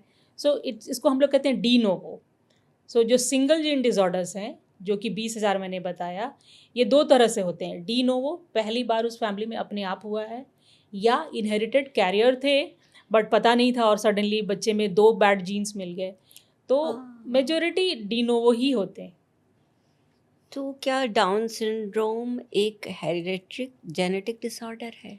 डाउन सिंड्रोम स्पोरेडिक है, इसमें फैमिली हिस्ट्री 90-95% में नहीं होती है, क्योंकि मतलब वो हमें ब्लड टेस्ट से पता लग जाता है कि ये इनकी फैमिली में रन करता है या नहीं। एक तो फैमिली हिस्ट्री से पता लगेगा कि भाई कितने सारे डाउन सिंड्रोम है। ज़्यादातर लोगों के पास 90-95% नहीं होती है history. Still we check the blood test that is called karyotype. तो जिसमें अगर 3 अलग अलग ट्राइसोमी 21 दिख गए तो ये स्पोरेडिक है, इनमें कोई फैमिली हिस्ट्री नहीं थी। और अगर ये ट्रांसलोकेशन वाले डाउन सिंड्रोम हुए तो फिर पेरेंट्स का चेक करना ज़रूरी होता है, बिकॉज उसमें भी 50% ही पेरेंट्स से आएगा। अच्छा। और कुछ ऐसे भी डाउन सिंड्रोम होते हैं जिनमें कि 100% रेकरेंस रिस्क होती है, that is called 21-21 translocation, but वो बहुत रेयर है। एक बार ट्रांसलोकेशन को आप और बता दीजिए कि ये क्या होता है? टोटल 46 क्रोमोसोम्स हैं, उनकी अपनी एक अरेंजमेंट है, 1 2 3 4 सब पेयर्स में है। एक मदर से आता है, एक फादर से आता है। ट्रांसलोकेशन का मतलब है, ट्रांसलोकेशन मतलब एक क्रोमोसोम से दूसरे क्रोमोसोम, जैसे हम मान लीजिए क्रोमोसोम 10 ले लिया और क्रोमोसोम 5 ले लिया, तो कुछ क्रोमोसोम 10 का हिस्सा 5 में लग जाएगा और 5 वाला 10 में आ जाएगा। ओवरऑल जिस आदमी में ऐसा हुआ है कि 10 और 5 में इंटरचेंज हुआ है, इसको हम लोग कहते हैं बैलेंस ट्रांसलोकेशन। अगर वो आपके या हमारे जैसा नॉर्मल आदमी है तो वो बैलेंस्ड होता है, मतलब जितना यहाँ से लॉस गया था 5 पे और या 10 पे, वो सब बैलेंस है। लॉस और जो ट्रांसफ़र है उसमें कोई भी चीज़ का गेन या लॉस नहीं हुआ। So no gain no loss, so this is balanced. But यही आदमी की जब प्रेगनेंसी होती है, then there is a tendency, and balance carriers are healthy, उनको कुछ प्रॉब्लम नहीं होती। हमारे पास कई बैलेंस कैरियर की रिपोर्ट लेके आते हैं कि हमें कुछ हो जाएगा क्या। सो वी टेल देम कि no, balanced translocation carrier, they are themselves healthy. Only risk is that they have about 30 to 40% risk of unbalanced gametes during pregnancy. तो उनको या तो अगर मतलब जैसे मान लीजिए 10 और 5 का ही ले लें तो ट्राइसोमी 10 हो जाएगा या मोनोसोमी 10 हो जाएगा। तो वो जो ट्रांसलोकेशन में कौन सा जाएगा उस पर डिपेंड करता है। So that risk is about 30 to 40%, but still they have good chance 60 to 70%, so that's not a bad chance. So ये भी इंडिकेशन IVF का नहीं है।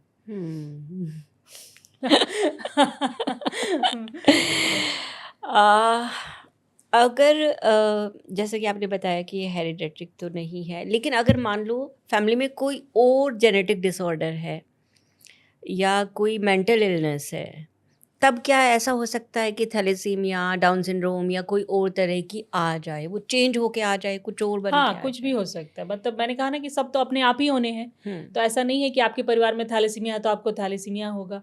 आपको कुछ और भी प्रॉब्लम हो सकता है। ज़्यादातर सबको प्रॉब्लम होती है ऐसा नहीं है, किसी किसी को हो सकता है कि थैलेसीमिया हो, किसी को ऐसे में हो जाए। तो क्या टेंडेंसी बन जाती है जीन्स की नहीं, इस ऐसा तरीके नहीं से है। ये सब होने की? अगर आपकी फैमिली में ये जीन्स हैं हाँ, तब तो फिर ठीक है, you are at a higher risk. हाँ, हाँ। एंड अदरवाइज अगर स्पोराडिक वाले हैं, जैसे एकॉन्ड्रोप्लेजिया हो गया या थैनेटोफोरिक डिस्प्लेजिया, कुछ स्केलेटल डिस्प्लेजिया हो सकता, तो ये सब, या ऑस्टियोजेनेसिस इम्परफेक्ट, मतलब ये सब कई सारे ऐसे हैं जो कि स्पोराडिक ही होते हैं। तो फैमिली में इस तरह से रन करने की संभावना नहीं रहती है। बट जब भी एक बच्चा किसी को हो जाता है इस प्रॉब्लम से, तो still during pregnancy invasive testing की ही सलाह हम लोग देते हैं।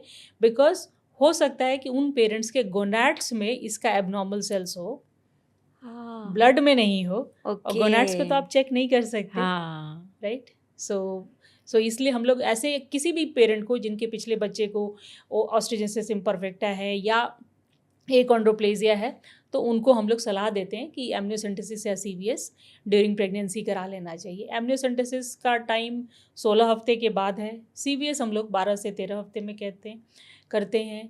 और प्रोसीजर रिलेटेड जो रिस्क लोग कहते हैं उसमें CVS के लिए लिटरेचर से 0.2 to 2%, बट हम लोग जनरली CVS और एमनियोसेंटेसिस, बिकॉज दोनों हम लोग एब्डोमिनली करते हैं, तो हमारे लिए दोनों के रेट्स बराबर है।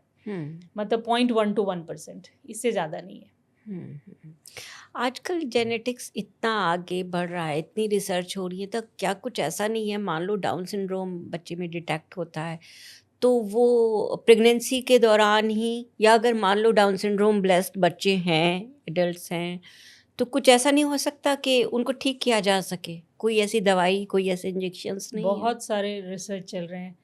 I admire your thinking skills, क्योंकि ऑलरेडी चल रहे हैं। डाउन सिंड्रोम में 3 क्रोमोसोम्स हैं 21 के, तो they are working to silence, because सारा प्रॉब्लम ही इसी वजह से तो उसे निकाल दो ना, जो एक्स्ट्रा निकालने का तरीका नहीं, उसको साइलेंट करने का, क्योंकि वो तो आपकी बॉडी के हर सेल में। अच्छा, उसको साइलेंट करना, उसको साइलेंट कर दिया जाए। सारी तो प्रॉब्लम ही, मुश्किलें इसी से है, उसी से हैं कि एक एक्स्ट्रा ने आपको अच्छा कुछ नहीं दिया, आपको बुरा बना दिया।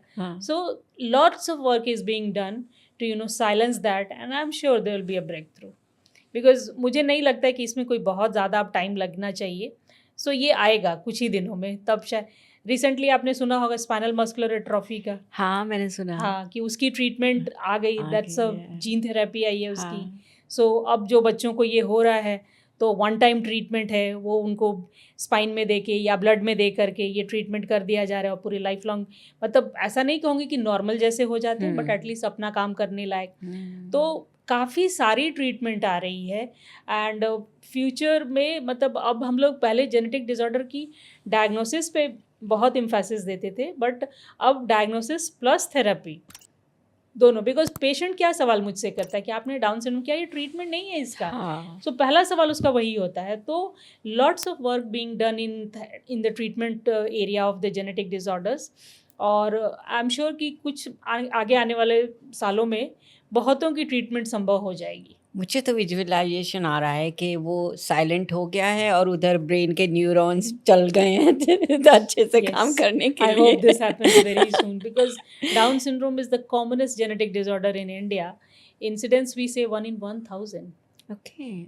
बहुत कॉमन बीमारी है ये, commonest, followed by thalassemia, spinal muscular atrophy, Duchenne muscular dystrophy.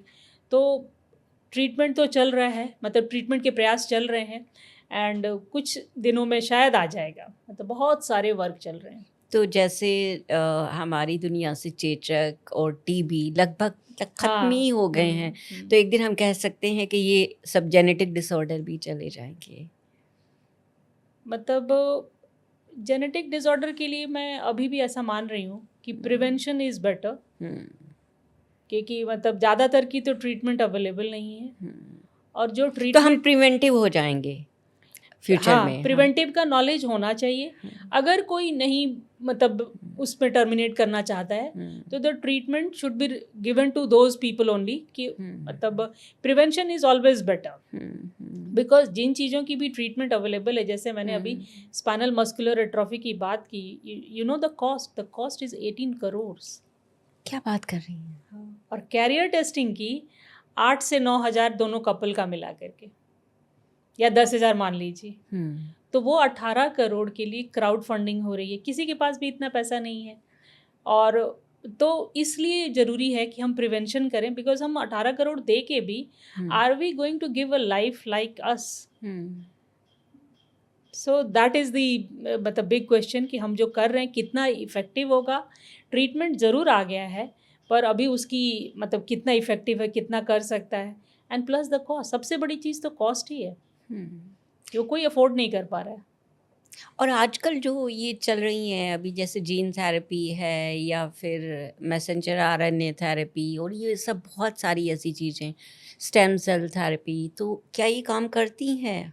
हाँ, मतलब मैसेंजर आरएनए का जैसे आपने कोविड के समय सुना होगा जी. जो वैक्सीन फाइजर लाए थे, जो मॉडर्ना लाई थी, they were all messenger RNA से के टेक्निक के through. So these are the newer developments in the therapy. तो एक तरह का मतलब इम्यूनोथेरेपी कह सकते हैं. और मैसेंजर आरएनए वो आरएनए है जो कि न्यूक्लियस में नहीं है, और न्यूक्लियस से निकल के सेल में आ गया है. हाँ. तो उसको सारा फंक्शन आपका न्यूक्लियस में जाए बगैर ही वो अब वो डीकोडिंग करेगा, मतलब ट्रांसलेट करेगा. उसके पास इंफॉर्मेशन पूरा है उस प्रोटीन बनाने का. तो जैसे मान लीजिए हमने कोविड की वैक्सीन दी, तो वो सेल में एंटर किया और वहाँ से उसने कोविड के लिए जो एंटीबॉडीज़ है वो बनानी शुरू करी, और आगे जा कर के वो मतलब हमें हेल्प करेगी to make that dose protect against the antibodies, मतलब अगेंस्ट दी कोविड. तो उसी तरह से ये इसकी प्रिंसिपल है. फिर जो सेल थेरेपीज़ हैं, तो सेल थेरेपीज़ का इम्यून मैकेनिज़्म को स्ट्रांग बनाने के लिए होता है. तो जैसे कैंसर में आपने न्यूज़ सुना होगा अभी कुछ दिन पहले कि एक डॉक्टर थे, उनके लिए T cell therapy, CAR T cell therapy दिया गया for the first time for his cancer. तो उसमें क्या होता है, जो टी सेल है वो आपकी बॉडी से ही ब्लड निकाल करके वो बनाया जाता है, और उसको जेनेटिकली इंजीनियर करके उसको एम्पावर किया जाता है कि वो जा करके उसको मॉडिफाई किया गया, फिर आपके बॉडी में आप ही से लिया गया था और आप ही के बॉडी में डाल दिया गया. और वो फिर अब वो एम्पावर्ड है by genetic engineering to attack the cancer cells. So बहुत सारे काम हो रहे हैं. मतलब ये बहुत ही एक इंटरेस्टिंग फील्ड है कि बहुत सारा वर्क हो रहा है by knowing the genetic mechanism and how to attack these cancer cells. बहुत सारे वर्क हो रहे हैं. आप तो अपने काम को प्यार करती है ना, तो आपको तो बड़ा मजा आ रहा है इसमें. बहुत अच्छा काम हो रहा है. बहुत इंटरेस्टिंग, बहुत ही इंटरेस्टिंग है. इट्स थ्रिलिंग टू नो कि मतलब जो चीज़ें, मतलब मेरे लिए तो डाउन सिंड्रोम के लिए जैसा मैंने आपको बताया कि सेल फ्री फीटल डीएनए का भी आविष्कार होना मेरे लिए बहुत बड़ी बात थी. नहीं तो हर वुमेन का इन्वेजिव टेस्टिंग करना, although the procedure is safe, but 98-97% जैसा मैंने आपको बोला कि रिजल्ट तो नॉर्मली आने हैं. तो we used to feel little awkward कि इतने लोगों का एमनियोसेंटेसिस करा. There was more exploitation of the technique availability of the. So now there is a secondary screening test which is cell free fetal DNA, और आम भाषा में NIPT कहते हैं इसको, हाँ, नॉन इन्वेजिव प्रीनेटल टेस्टिंग। हाँ जी, तो उससे हम आइडेंटिफाई कर पाते हैं those who really need amniocentesis. अगर अल्ट्रासाउंड ठीक है तो आप उन लोगों को आइडेंटिफाई कर लीजिए सेल्फ फ्री फीटल डीएनए से, and then you do the amnio, so you decrease the numbers of the women, so resources, cost, सब कुछ कम होता है। सो बहुत ही एक्साइटिंग डेवलपमेंट्स हो रही हैं, and then many many more to come in the future. और ये मेटाबॉलिक स्क्रीनिंग क्या है? क्या अगर मान लो डाउन सिंड्रोम ब्लेस्ड या फिर थैलेसीमिया या कुछ है, जो उनके लाइफस्टाइल में या फिर कुछ अमीनो एसिड्स ऐसे हैं जो उनको नहीं जाने चाहिए, तो उनकी टेस्टिंग करके और फिर वो उन्हें ना दिए जाएँ, तो क्या वो बेहतर कर सकती हैं लाइफ में? ये भी एक बहुत, इस एरिया पे बहुत ज़्यादातर पब्लिक को बिल्कुल, डाउन सिंड्रोम तो फिर भी लोग जान रहे हैं, थैलेसीमिया भी जान रहे हैं, पर न्यूबॉर्न स्क्रीनिंग एक ऐसा क्षेत्र है जो पब्लिक को अवेयरनेस नहीं है। न्यूबॉर्न स्क्रीनिंग में उन डिसऑर्डर्स की स्क्रीनिंग की जाती है जो कि ट्रीटेबल और मैनेजेबल बाय डाइट्स हैं, जी, और ये एक सिंपल ब्लड टेस्ट है। बर्थ के दूसरे या तीसरे दिन हील प्रिक इसको कहते हैं, कि बच्चे की हील से ब्लड ले करके उसका टेस्ट किया जाता है for amino acid disorders, fatty acid disorders, urea cycle disorders, और इनमें से you will be surprise to know many of them are manageable by the diet restrictions only. So if you know that कि ये disease है, तो इसके diet modification, certain supplements, metabolic expert के through contact करके बहुत सारी चीज़ें मैनेज की जा सकती हैं। Liver transplantation, kidney transplantation, so बहुत सारी चीज़ें with just one single heel prick. So वो कहते हैं ना, मतलब miles to go with one heel prick, मतलब आपने उस बच्चे की वो लाइफ ही बदल देते हैं। और ये यूएस में बताते हैं कि करीब 29 जो हैं वो उसको बता देती हैं डिजीजेज में कि हाँ, उसको बच्चे को ये करना है। 29 तो मैंडेटरी है, बट हमारे कंट्री में लगभग जो ब्लड टेस्ट से करते हैं वो करीब यूरिन से भी करते हैं, तो करीब 100 डिसऑर्डर्स को टेस्ट कर रहे हैं। अच्छा, सो 7 आर कॉमन, जिसमें कि जो सबसे प्रमुख है हाइपोथायरॉयडिज्म एंड थैलेसीमिया, गैलेक्टोसीमिया, बायोटिनिडेज, ये सब जो कुछ कॉमन वाले हैं, तो ये 7 कॉमन डिसऑर्डर्स में आ जाते हैं। कुछ जो है fatty acid, amino acid disorders, ये ब्लड टेस्ट या यूरिन टेस्ट है, जिसको हम कहते हैं ऑर्गेनिक एसिड टेस्टिंग या mass tandem spectrometry, even congenital adrenal hypoplasia, ये सब कॉमन में है। तो ये सब चीज़ें मैनेजेबल हैं। हाइपोथायरॉयडिज्म हर बेबी का टेस्ट होना चाहिए, and it's not only about testing, because हम लोगों ने न्यूबॉर्न स्क्रीनिंग करी हुई है। तो जो चैलेंजेस हमें आते थे कि पेशेंट टेस्ट दे के चले गए और उनको पता भी नहीं क्या टेस्ट उन्होंने अस्पताल में दिया। As you know, there is so much of ignorance ना, कि जब आप एडमिट होते हो तो क्या क्या टेस्ट आपके हुए, उसकी रिपोर्ट भी कलेक्ट करनी है। Nobody knows, neither there is a system in place which will filter those abnormal results. So अगर आपने न्यूबॉर्न स्क्रीनिंग कराई है तो अपने रिजल्ट्स को पता कर लीजिए, because many of them are treatable. बहुत बुरा लगता है कि हाइपोथायरॉयडिज्म, जो कि एक सिंपल डिसऑर्डर है, मतलब हार्डली मेडिसिन उसकी 50-100 रुपये की आती है, वो प्रिवेंट नहीं कर पा रहे हैं, जिससे कि बच्चा टोटली नॉर्मल होता, वो बच्चे क्रेटिन, मतलब मेंटली रिटार्डेड, जिसको हम ठीक भी नहीं कर सकते। डॉक्टर सीमा, डाउन सिंड्रोम के लिए जैसे फ्लेक्सीडोयल इस तरह की चीज़ें क्या सही रहती हैं? डाउन सिंड्रोम के लिए जो मैनेजमेंट है वो बेसिकली, मतलब इट्स, जब बेबी छोटा होता है तो उनको उनके सिम्टम के हिसाब से हम लोग ट्रीटमेंट बताते हैं। जैसे मान लीजिए किसी को कार्डियक प्रॉब्लम है तो उसको कार्डियोलॉजिस्ट के पास भेजते हैं। हो सकता है कि बिकॉज 50% डाउन सिंड्रोम बच्चों को हार्ट की प्रॉब्लम होती है, तो अगर ऐसा कोई प्रॉब्लम है तो वो कार्डियोलॉजिस्ट के पास जाएं। और अगर 40-50% डाउन सिंड्रोम को कोई और प्रॉब्लम नहीं होती है अदर देन डाउन सिंड्रोम, कोई एसोसिएटेड प्रॉब्लम नहीं होती है, तो उनके लिए भी हमारे सेट प्रोटोकॉल्स हैं कि जैसे आई की चेकअप, ईयर की चेकअप, बिकॉज हमारा एम ये रहता है कि उसको और कोई प्रॉब्लम डाउन सिंड्रोम के अलावा ना हो जो कि उसको क्वालिटी ऑफ लाइफ में हैम्पर करे। तो जिसमें eye checkup, because vision is an important thing, इन बच्चों में कैटरैक्ट की संभावना ज़्यादा रहती है, हियरिंग प्रॉब्लम्स की इनमें ज़्यादा संभावना रहती है, डेंटल चेकअप्स और मतलब जॉइंट प्रॉब्लम्स, इन सब चीज़ों की, ब्लड की, ल्यूकीमियाज, तो इसके हिसाब से एक हेल्थ चेकअप प्लान होता है इनका, जो कि हम लोग इनिशियली 6 मंथली एंड थोड़े समय के बाद 1 ईयरली करने लगते हैं, सो दैट कि इनका हेल्थ में अदर देन दिस प्रॉब्लम बाकी सब चीज़ें जो मैनेजेबल है वो हो जाए।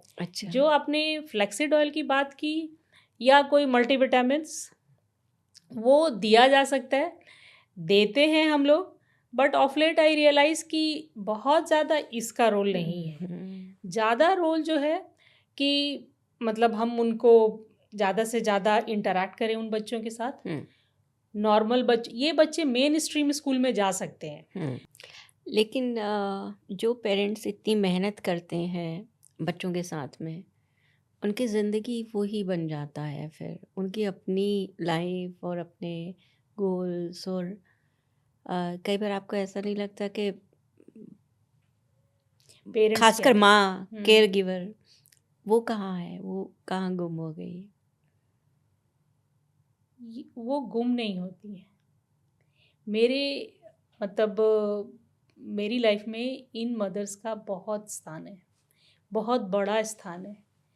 मैंने उन मदर्स से बहुत कुछ सीखा है। अच्छा। आई टेल देम किसी नॉर्मल बच्चे तो हर कोई पाल लेता है, because you are capable to do this, so the God has given this challenge to you. आम आदमी इन बच्चों को नहीं पाल कर सकता है, जिनको एक्स्ट्रा पावर्स हैं।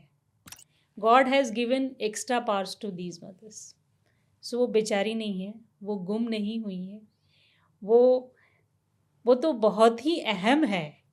मतलब अपने ही परिवार के लिए नहीं, मैं इन मदर्स की मिसाल मैं अपने नॉर्मल पेशेंट्स को भी देती हूँ कि आप एक छोटी चीज़ के लिए परेशान हो, मतलब यू वॉन्ट बिलीव, वेटिंग लंबे लंबे वेटिंग आवर्स कई बार हो जाते हैं, वो कभी कंप्लेन नहीं करते मुझसे। और जो आम पेशेंट है जिनको बहुत ज़्यादा प्रॉब्लम नहीं होती है, वो काफ़ी कंप्लेन करते हैं, पर ये मदर्स एक डिफरेंट लेवल पे हैं। I think as a mother you require those qualities, and these mothers should be celebrated, they should be Yes. celebrated कि सोसाइटी के सामने उन मदर्स को रखा जाए कि एक एग्जाम्पल है। कि हम जैसे बहुत सारी चीज़ों में करते हैं ना कि ये इसको प्राइज़ देते हैं, तो इनको एज अ रोल मॉडल कि इतने चैलेंजेस में भी इन्होंने अपने बच्चे को पाला है और आज ये बच्चा इतना बड़ा हो चुका है। सो वो मदर, उनका बच्चा, दोनों ही मतलब बधाई के पात्र हैं। उनके पास जो पावर्स हैं वो आम मदर्स में नहीं है। सो वो मदर अपने आप को ऐसा न फील करें कि वो गुम हो गई हैं, उनकी आइडेंटिटी ख़त्म हो गई। No, we remember each and every mother with the baby, we don't remember them as a separate. वो मदर और वो बेबी का पिक्चर साथ ही आता है, क्योंकि मदर ही सबसे ज़्यादा बच्चे के साथ आती है, जितना कंसर्न शो करती है, जितनी एफर्ट वो करती है। सो वो काबिल तारीफ़ हैं, वो हर लोग नहीं कर सकता। मेरे पास तो ऐसे भी मदर्स हैं जिनको हमने कहा कि ठीक है टर्मिनेट कर दो, दे सेड कि नहीं ma'am, God has given me this, I will carry forward, I will not terminate.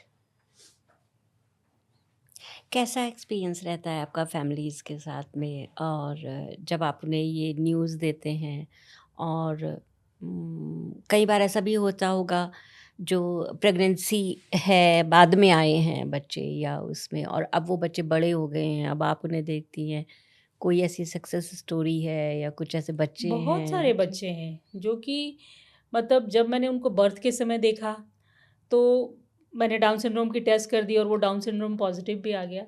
और जब 4-5 साल के बाद वो मदर नेक्स्ट प्रेगनेंसी के लिए मेरे पास आई, तो मैंने उस बच्चे को जब देखा तो मैंने कहा I think I need to repeat the test.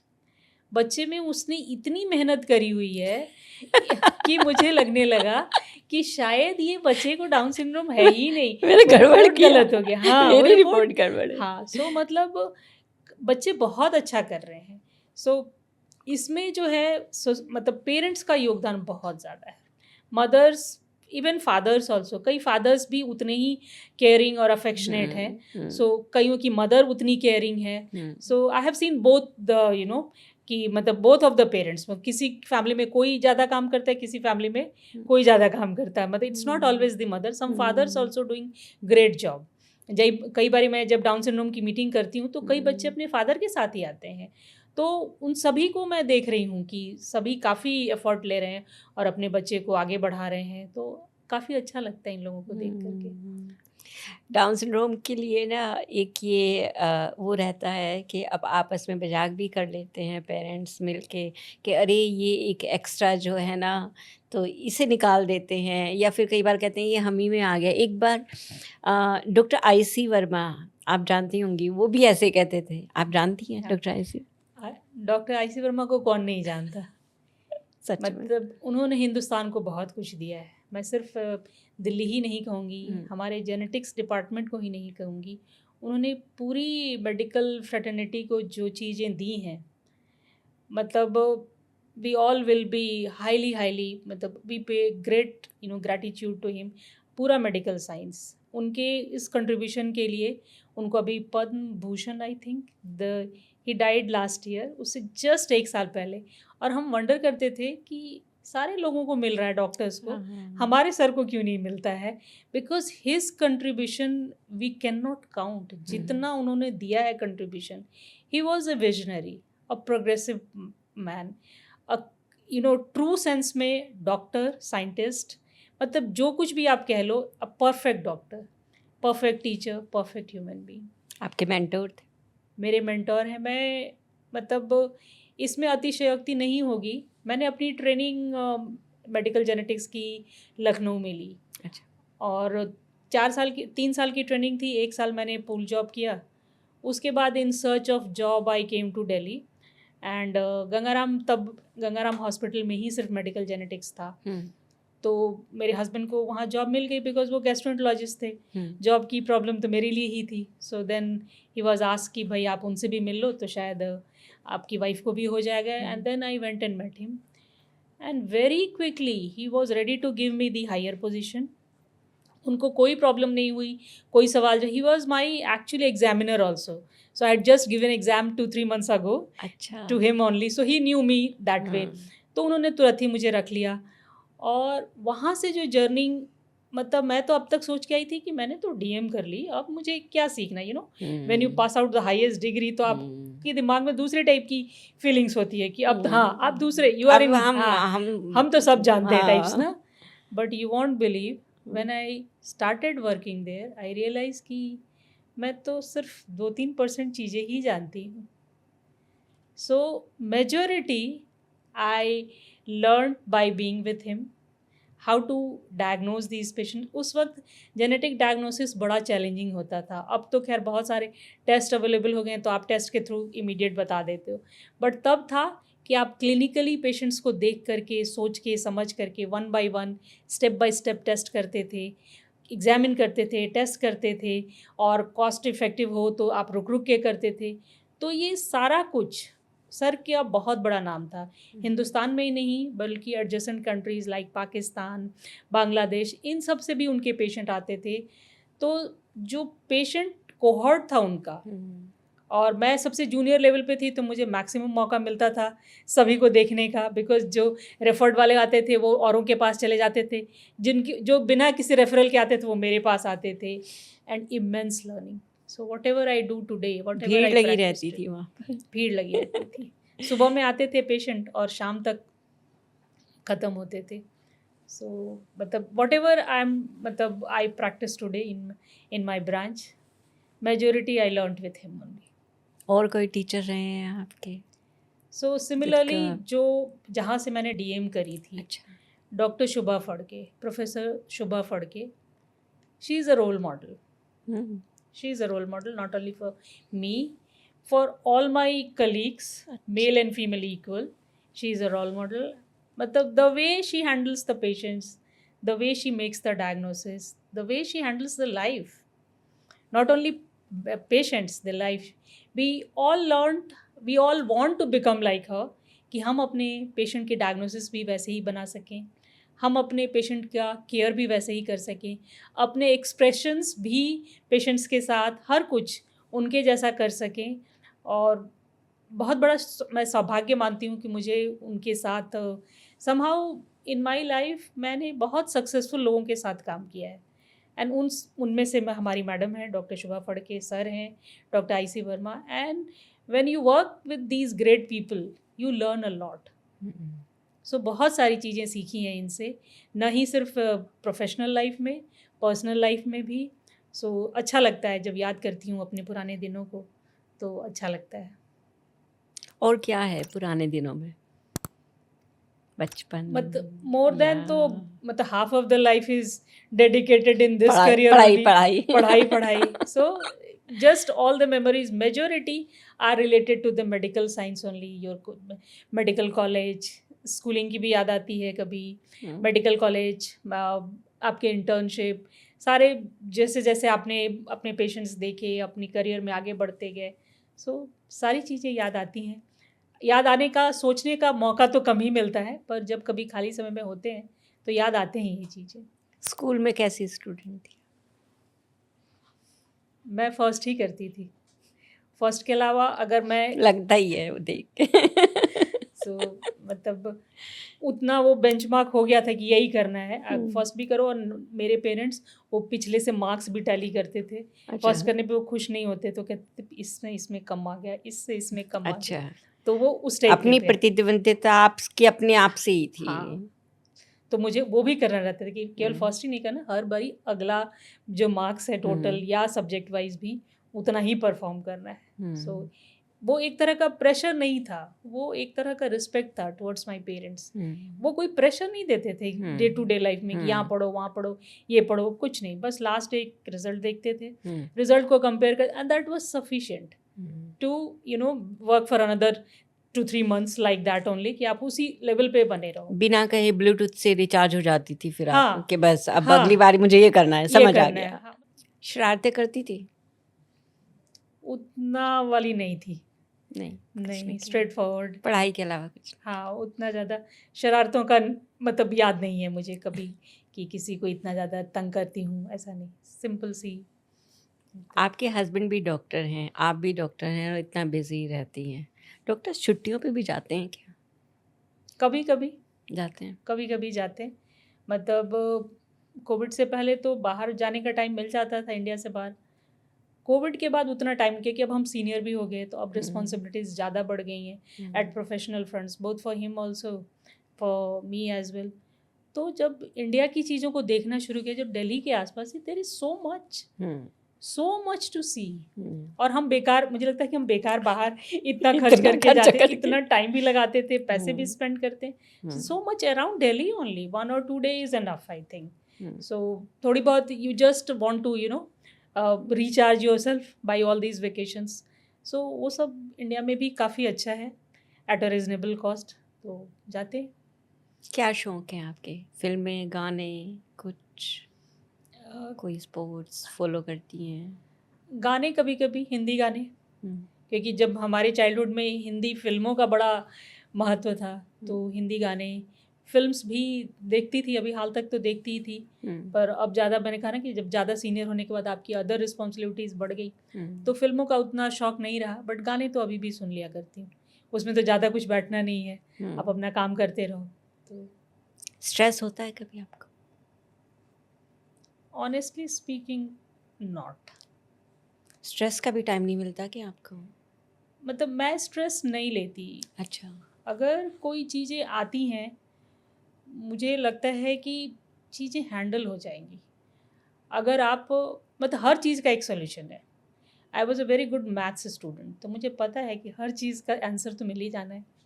थोड़ा टाइम दो, थोड़ा दिमाग लगाओ, and coolly and in a correct direction चीज़ें हैंडल हो जाती हैं। सो स्ट्रेस जो आजकल सभी को बहुत ज़्यादा रहता है, मुझे लगता है कि उसको अवॉइड करना चाहिए, उसको ओवरकम करना चाहिए। स्ट्रेस होता है, but I don't allow that to happen. Stress होता है, कभी कोई पेशेंट्स होते हैं, उनकी कोई डायग्नोसिस नहीं बन पा रही है, या उनको कोई कॉम्प्लिकेशंस हो रहे हैं, तो फिर स्ट्रेस होता है, लेकिन if you work then in the right direction, तो चीज़ें हैंडल हो जाती हैं। पर्सनल फ्रंट्स पे भी कुछ प्रॉब्लम्स होती हैं, तो वो भी हैंडल हो जाते हैं। तो इट्स जस्ट दैट कि आपको हैंडल करने आना चाहिए सिचुएशंस, तो life is like that only. ये मैं याद रखूंगी कि स्ट्रेस को अलाउ नहीं करना है। अलाउ ही नहीं करना है, बिल्कुल बिल्कुल। आप एक डॉक्टर हैं, यानी कि वर्किंग वुमेन हैं और मदर भी हैं। क्या सलाह देंगी आजकल की जनरेशन को, या जो अभी मदर्स हैं या बनने वाली हैं, या इवन शादी होने वाली है बच्चों की, कि दोनों फ्रंट को कैसे हैंडल किया जाए? हर ग्रुप के लिए मेरे पास अलग अलग सुझाव है। बिल्कुल दीजिए। जैसे जो छोटे बच्चे हैं, हम्म, स्कूल जा रहे हैं, हम्म, आपने बहुत बार सुना होगा कि सुसाइड्स एंड ऑल। हम्म, मुझे बच्चों को यही मैसेज देना है कि हमेशा मतलब करेक्ट डायरेक्शन में ही काम करें, सही डायरेक्शन में। जो पेरेंट्स कहते हैं उनकी बात को फॉलो करें, कोई भी पीयर ग्रुप अच्छे से बनाएं। और मान लीजिए सचमुच में कोई जेन्युइन प्रॉब्लम हो गई है तो don't take these type of steps. वो सब हैंडल हो जाते हैं। अपने पेरेंट्स से बात करो, they are your best friends. कोई बात नहीं, अगर एक रास्ता नहीं चला तो दूसरे रास्ते निकल आते हैं। मान लीजिए आपने मेडिसिन करना था, आप नहीं कर पाए, there are so many other fields in life which you can select and you can excel. God has good plans for everyone. हो सकता है, मैंने ऐसे भी लोग देखे हुए हैं जो कि मेडिसिन की तैयारी कर रहे थे या इंजीनियरिंग की, और दैट पर्सन हिमसेल्फ सेड कि मैंने 7 बार एग्जाम दिए थे हाँ, and they failed, and later on they become IAS officers and now they are ruling all of us. So अगर एक रास्ता बंद होता है तो बहुत अच्छे रास्ते पड़े हुए हैं। Don't lose your hope, trust your parents, they are your best friends. अभी के टाइम में भी मतलब फ्रेंड्स, मतलब उनकी बातें सुनो, मतलब फ्रेंड्स मतलब you can trust them. It doesn't mean कि you start behaving them as a friend, you can trust them. They are the only person who is the most reliable for you. And pregnant women के लिए मेरा message है कि pregnancy की जो planning है, सबसे पहले तो मैं एज से परेशान हूँ कि ऑल्दो बच्चियां, हाँ, सो 25 to 30 में कोशिश करना चाहिए कि प्रेगनेंसी और बच्चे हो जाने चाहिए। एंड प्री प्रेगनेंसी यूजुअली 1 से 2 महीने पहले हम लोगों से मिल करके जो कुछ हम लोग मेडिसिन्स देते हैं, कुछ मेडिसिन्स अवॉइड करनी होती है, सर्टेन टेस्ट कराने होते हैं, दे आर द बेस्ट जब हम प्री कंसेप्शन या अर्ली प्रेगनेंसी में देखते हैं। तो ये उनके लिए है। थर्ड थिंग, मान लीजिए अगर कोई प्रेगनेंसी में आप आते हैं तो कोई टेस्ट आपका पॉजिटिव आ गया है, तो डोंट थिंक कि ये 100% प्रॉब्लम ही होगा। उसको उतना स्ट्रेस नहीं लें, बिकॉज कई बार पेरेंट्स मुझसे कहते हैं मैं हफ्ते से सोया नहीं हूँ एंड आई एम सरप्राइज। सी कोई भी ऐसी जेनेटिक टेस्ट ऐसी नहीं है जो कि 100% कन्फर्म हो जाएगी। प्लस जेनेटिक डिसऑर्डर कोई स्टिग्मा नहीं समझिए, वो किसी के साथ भी हो सकते हैं, हमारे आपके किसी के घर में हो सकता है। इसमें ना तो किसी का रोल है, 90% अपने आप म्यूटेशंस हैं। Working women work and life balance वो कैसे किया जाए। हाँ, सो उसमें आपको प्रायोरिटीज़ देखनी है कि जो वर्क आपको घर पे ज़्यादा इम्पॉर्टेंट है उसमें आपका होना ज़रूरी है। जैसे मैं कहूँगी बच्चे के एग्ज़ाम्स टाइम में एटलीस्ट मेक श्योर कि आप एग्ज़ाम के अराउंड अपनी बहुत ज़्यादा कमिटमेंट्स ना लें। प्लस जब उसके रिजल्ट्स आने होते हैं उसके आसपास मेक श्योर कि यू आर अराउंड, तो यू मेक देम फील कि यू आर ऑलवेज देयर। चाहे कुछ भी हो जाए, मैं अपना काम छोड़ करके मैं तुम्हारे सामने खड़ी हूँ। और वर्क पे तो आपको एक्सेल करना ही है, but at the same time मुझे ऐसा लगता है कि जब तक घर शांत नहीं होगा आप अपने वर्क में भी एक्सेल नहीं कर सकते। तो मेक श्योर कि you have good amount of helping hands, treat them as a support staff should be treated well, and you also win the confidence of them so that they give you good amount of support which is required when you are not around. क्या चाहता है एक doctor अपने patient से? So I think they should be empowered, they should be knowing that the insights which we are giving them through our discussions so that they can take a right decision in a right time. मतलब instead of taking the same opinion again and again, I feel कि जो problem आ गई उसको उसी समय next step ले लिया जाए rather than wasting time. Because जिस तरह का मैं काम कर रही हूँ वो बहुत टाइम बाउंड है। उसमें है कि 24 हफ्ते के बाद आप प्रेगनेंसी टर्मिनेट ही नहीं कर सकते। तो कई बार patient second opinion, third opinion लेने के बाद वो डिस्टिंग्विश नहीं कर पाते हैं कि हम स्पेशलिस्ट हैं, ऑब्स्टेटिशियंस अलग ब्रांच हैं। सो वो फिर से हमें रिकन्फर्म करने के लिए अपने ऑब्स्टेटिशियन के पास जाते हैं। उनके पास वो अभी नॉलेज नहीं, इस चीज़ की नॉलेज नहीं है। और ऐसा भी है कि उनकी ब्रांच अलग है, हमारी ब्रांच अलग है। सो मैं चाहती हूँ जो मेरे पेशेंट्स है खास करके कि they should know that there are 2 doctors required during pregnancy in the current times. One is the maternal and one is the fetal doctor. Maternal को ऑब्स्टेटिशियन देख लेंगी, फीटल के लिए तो हम ही एम्पावर्ड हैं, हम ही ट्रेंड हैं. So they should listen to us कि जो हम बातें उनको कह रहे हैं, जो टेस्ट मैंने लिखा, SMA का टेस्ट लिखा, वो जाके कंफर्म करते हम कराएं, वो मना कर देते, वो नहीं कराते. इट्स ओके, 1 in 10,000 को ही होना है. बट हु नोज कि this one is not you. ये तो नहीं पता ना, हम लोगों के भी पेशेंट्स को होते हैं ऐसे में. तो तब जब ये रिकमेंडेशन नहीं थी तो ठीक है, इट्स ओके. बट ना, और as a doctor though I knew, but because you know कि I may be judged by the charges and all, so we used to keep quiet. But when the things started happening to you around your patients, so then you realize कि it's high time. और अब तो हमारी society ने ही ये दे दिया है कि यूनिवर्सल स्क्रीनिंग होनी चाहिए इन सब चीज़ों की. तो now we take that help as per the guideline because we want them to do.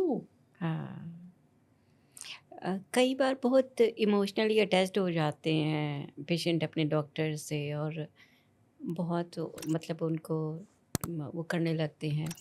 कोई ऐसे एक्सपीरियंस हैं आपके जो पेशेंट, कई बार कि हमारे बच्चे आपने बचा लिए या आपने ऐसे टाइम पे हेल्प किया, तो ऐसे मतलब somehow मतलब उस तरह की फीलिंग के साथ मेरे पास पेशेंट्स कम आते हैं. अच्छा. क्योंकि मैंने बचा दिया लेकिन उनको वो पता नहीं है कि we were the decision maker. तो ज़्यादातर लोग ऐसा नहीं समझ पाते. कुछ पेशेंट्स हैं जिनको कि ऑलमोस्ट सबने बोल दिया कि टर्मिनेट कर लीजिए. एक पेशेंट ने कहा हमें 5 ऑब्स्टेटिशियन ने कहा टर्मिनेट करने के लिए, आप ही पहले आदमी हो जो कह रहे हैं कि नहीं इसमें कुछ नहीं होगा. तो मैंने कहा कि आप जो वो 5 है वो अलग हैं, मेरी स्पेशलिटी अलग है, so you can not equate. तो इस तरह के पेशेंट जिनको खास करके सभी ने टर्मिनेशन के लिए बोल दिया, because of my skill in this area I could save the babies. You will be surprise to know कि मैं भी बच्चे सेव करती हूँ. So there are many examples of those families who really remember me, who know that this baby, still say to that baby also कि आज तुम हो तो इन्हीं की बदौलत हो, नहीं तो सब ने ही कह दिया था कि इसको अबॉर्ट करा लो. बहुत अच्छा लग रहा है आपसे बात करके डॉक्टर सीमा, बहुत मज़ा आ रहा है. मुझे लगता है एक बार फिर से हमें बात करनी पड़ेगी, इतनी सारी बातें. एनी टाइम ये सब चीज़ें ना शेयर करके मुझे भी अच्छा लग रहा है. फील करेंगे लोग जब इसे सुनेंगे. कोई बच्चे जो मेडिकल पे जाना चाहते हैं या फिर बहुत सारी मदर्स के लिए मुझे लगता है कि ये हेल्पफुल होगा. Medicine is a very good branch. Good that you highlighted this point. The another thing is that children are not coming to the medicine these days. लेकिन हर कोई आपकी तरफ फर्स्ट थोड़ी आता है. मेडिकल साइंस में मतलब मैं ऐसा कहूँगी कि ठीक है, एंट्रेंस में आपको मतलब टॉप वाला होना चाहिए, बट आप एफर्ट करें तो मतलब अच्छा कर लेते हैं लोग. और इट्स मोर अबाउट जो इसमें सक्सेसफुल हैं, you will be surprise to know कि बहुत सारे डॉक्टर्स जो सक्सेसफुल हैं वो सारे कोई बड़े बड़े इंस्टीट्यूशंस के नहीं हैं, सिंपल मेडिकल कॉलेजेस की. और प्लस कि मैंने तो अपने क्लास के टॉपर्स वगैरह भी देख लिए. ऐसा नहीं है कि they are excelling in their field. वो मार्क्स एक अलग चीज़ है. Handling the patient is here in this branch you require hard work, dedication, your temperament. कि आपका टेम्परामेंट डॉक्टर वाला दिल से ही होता है. वो दिल से ही होता है, वो आपके अंदर से आना चाहिए. सो द करंट जनरेशन इसमें एफर्ट बहुत ज़्यादा है. ये मैं बहुत मतलब ज़रूर कहूँगी कि पढ़ाई बहुत ज़्यादा है, बट ऐसा कुछ नहीं है कि सारे टॉपर्स ही इसको करते हैं. सारे मतलब अच्छे मतलब एवरेज से बहुत सारे लोग तो 90s भी होते हैं, वो सब भी अच्छा करते हैं. और in the long run it doesn't matter कि आप कोई बेस्ट कॉलेज से आए हो. It's only that how much you are dedicated towards your patient. आपका अंदर से कैसा आता है. कई बार ऐसा होता है डॉक्टर्स ये कहते हैं अपने बच्चों को हम डॉक्टर नहीं बनाएंगे, बहुत हम बिजी रहते हैं, ये है वो है. आपको क्या लगता है? ऐसा नहीं है. You will be surprise to know both my children are doctors only. My elder one is a gastroenterologist. Okay. अब उसके 1-2 साल बाकी है. Younger one is in 3rd year of medical college. So both my children are doctors only, and I didn't tell them to become a doctor. मैंने उनको बोला नहीं कि तुम डॉक्टर बनो, ना ही बोला कि मत बनो. I left it to them. So when they started growing, they realized the importance of our branch. उनको लगता था कि नहीं, ये एक ब्रांच ऐसा है जिसमें कि वो काफ़ी कुछ कर सकते हैं. मतलब this branch has got everything, the name, fame, money, whatever you want, and that they could see through our career. Younger one वाला जब अपनी पढ़ाई कर रहा था तब कोविड आया हुआ था.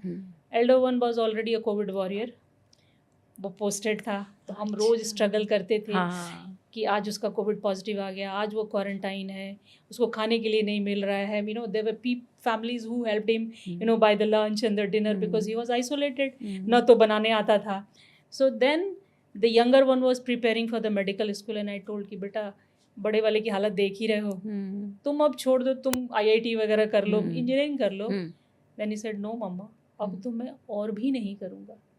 अच्छा, अब तो मैं बिल्कुल इसी ब्रांच में. कहा वाई? तो बोला सारी दुनिया घर बैठी हुई है, एक आप ही हो जो सोसाइटी के लिए कुछ कर रहे हो, आप ही दोनों जाते हो आते हो, बाकी लोग सारी दुनिया बैठी हुई है, and I don't want to leave this career. फिर मैंने कहा बेटा अब तुम यही करो.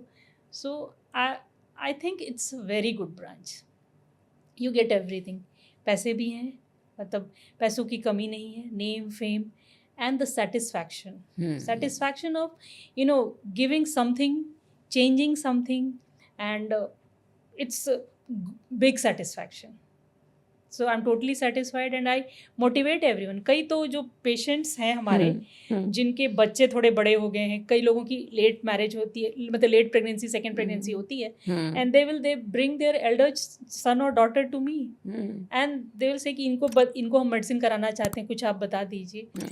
Yes, it's a very good branch.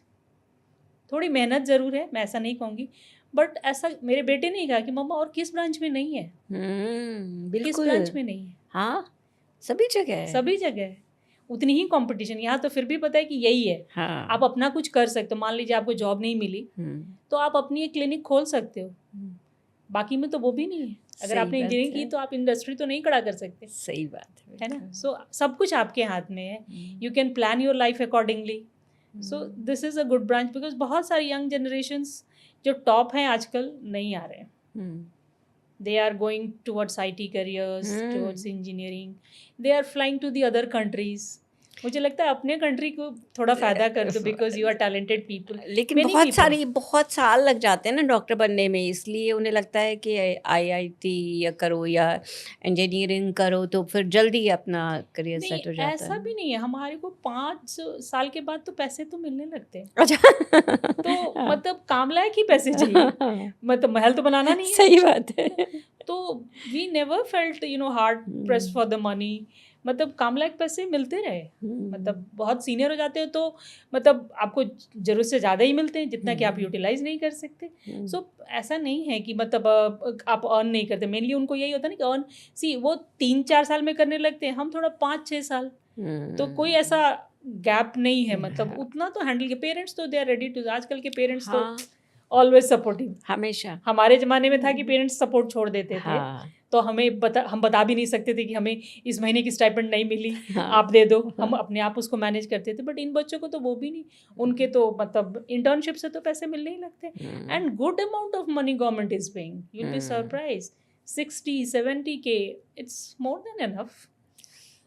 It's a good career. It's a good career. चलिए, मुझे लगता है बहुत सारे लोगों को उम्मीद मिलेगी आपकी इस बात से. और डॉक्टर सीमा, थैंक यू. बहुत अच्छा लगा आपसे बात करके. और बहुत अच्छा लगा जी. एक गिफ्ट है आपके लिए डॉक्टर सीमा. ये गिफ्ट है एक छोटा सा आपके लिए. ये तो चांदी ने बनाया है कल रात ही आपके लिए. Very sweet. कितना मेटिकुलस है. उसने 3 बनाए हैं. एक मैं हूँ, एक आप हैं और एक Chandni. Thank you Chandni for the love which you have poured in this drawing. It means a lot. Thank you for such a lovely gift. अरे शुक्रिया आपका, आप आए और बहुत अच्छी बातचीत रही और हम जल्दी फिर मिलेंगे.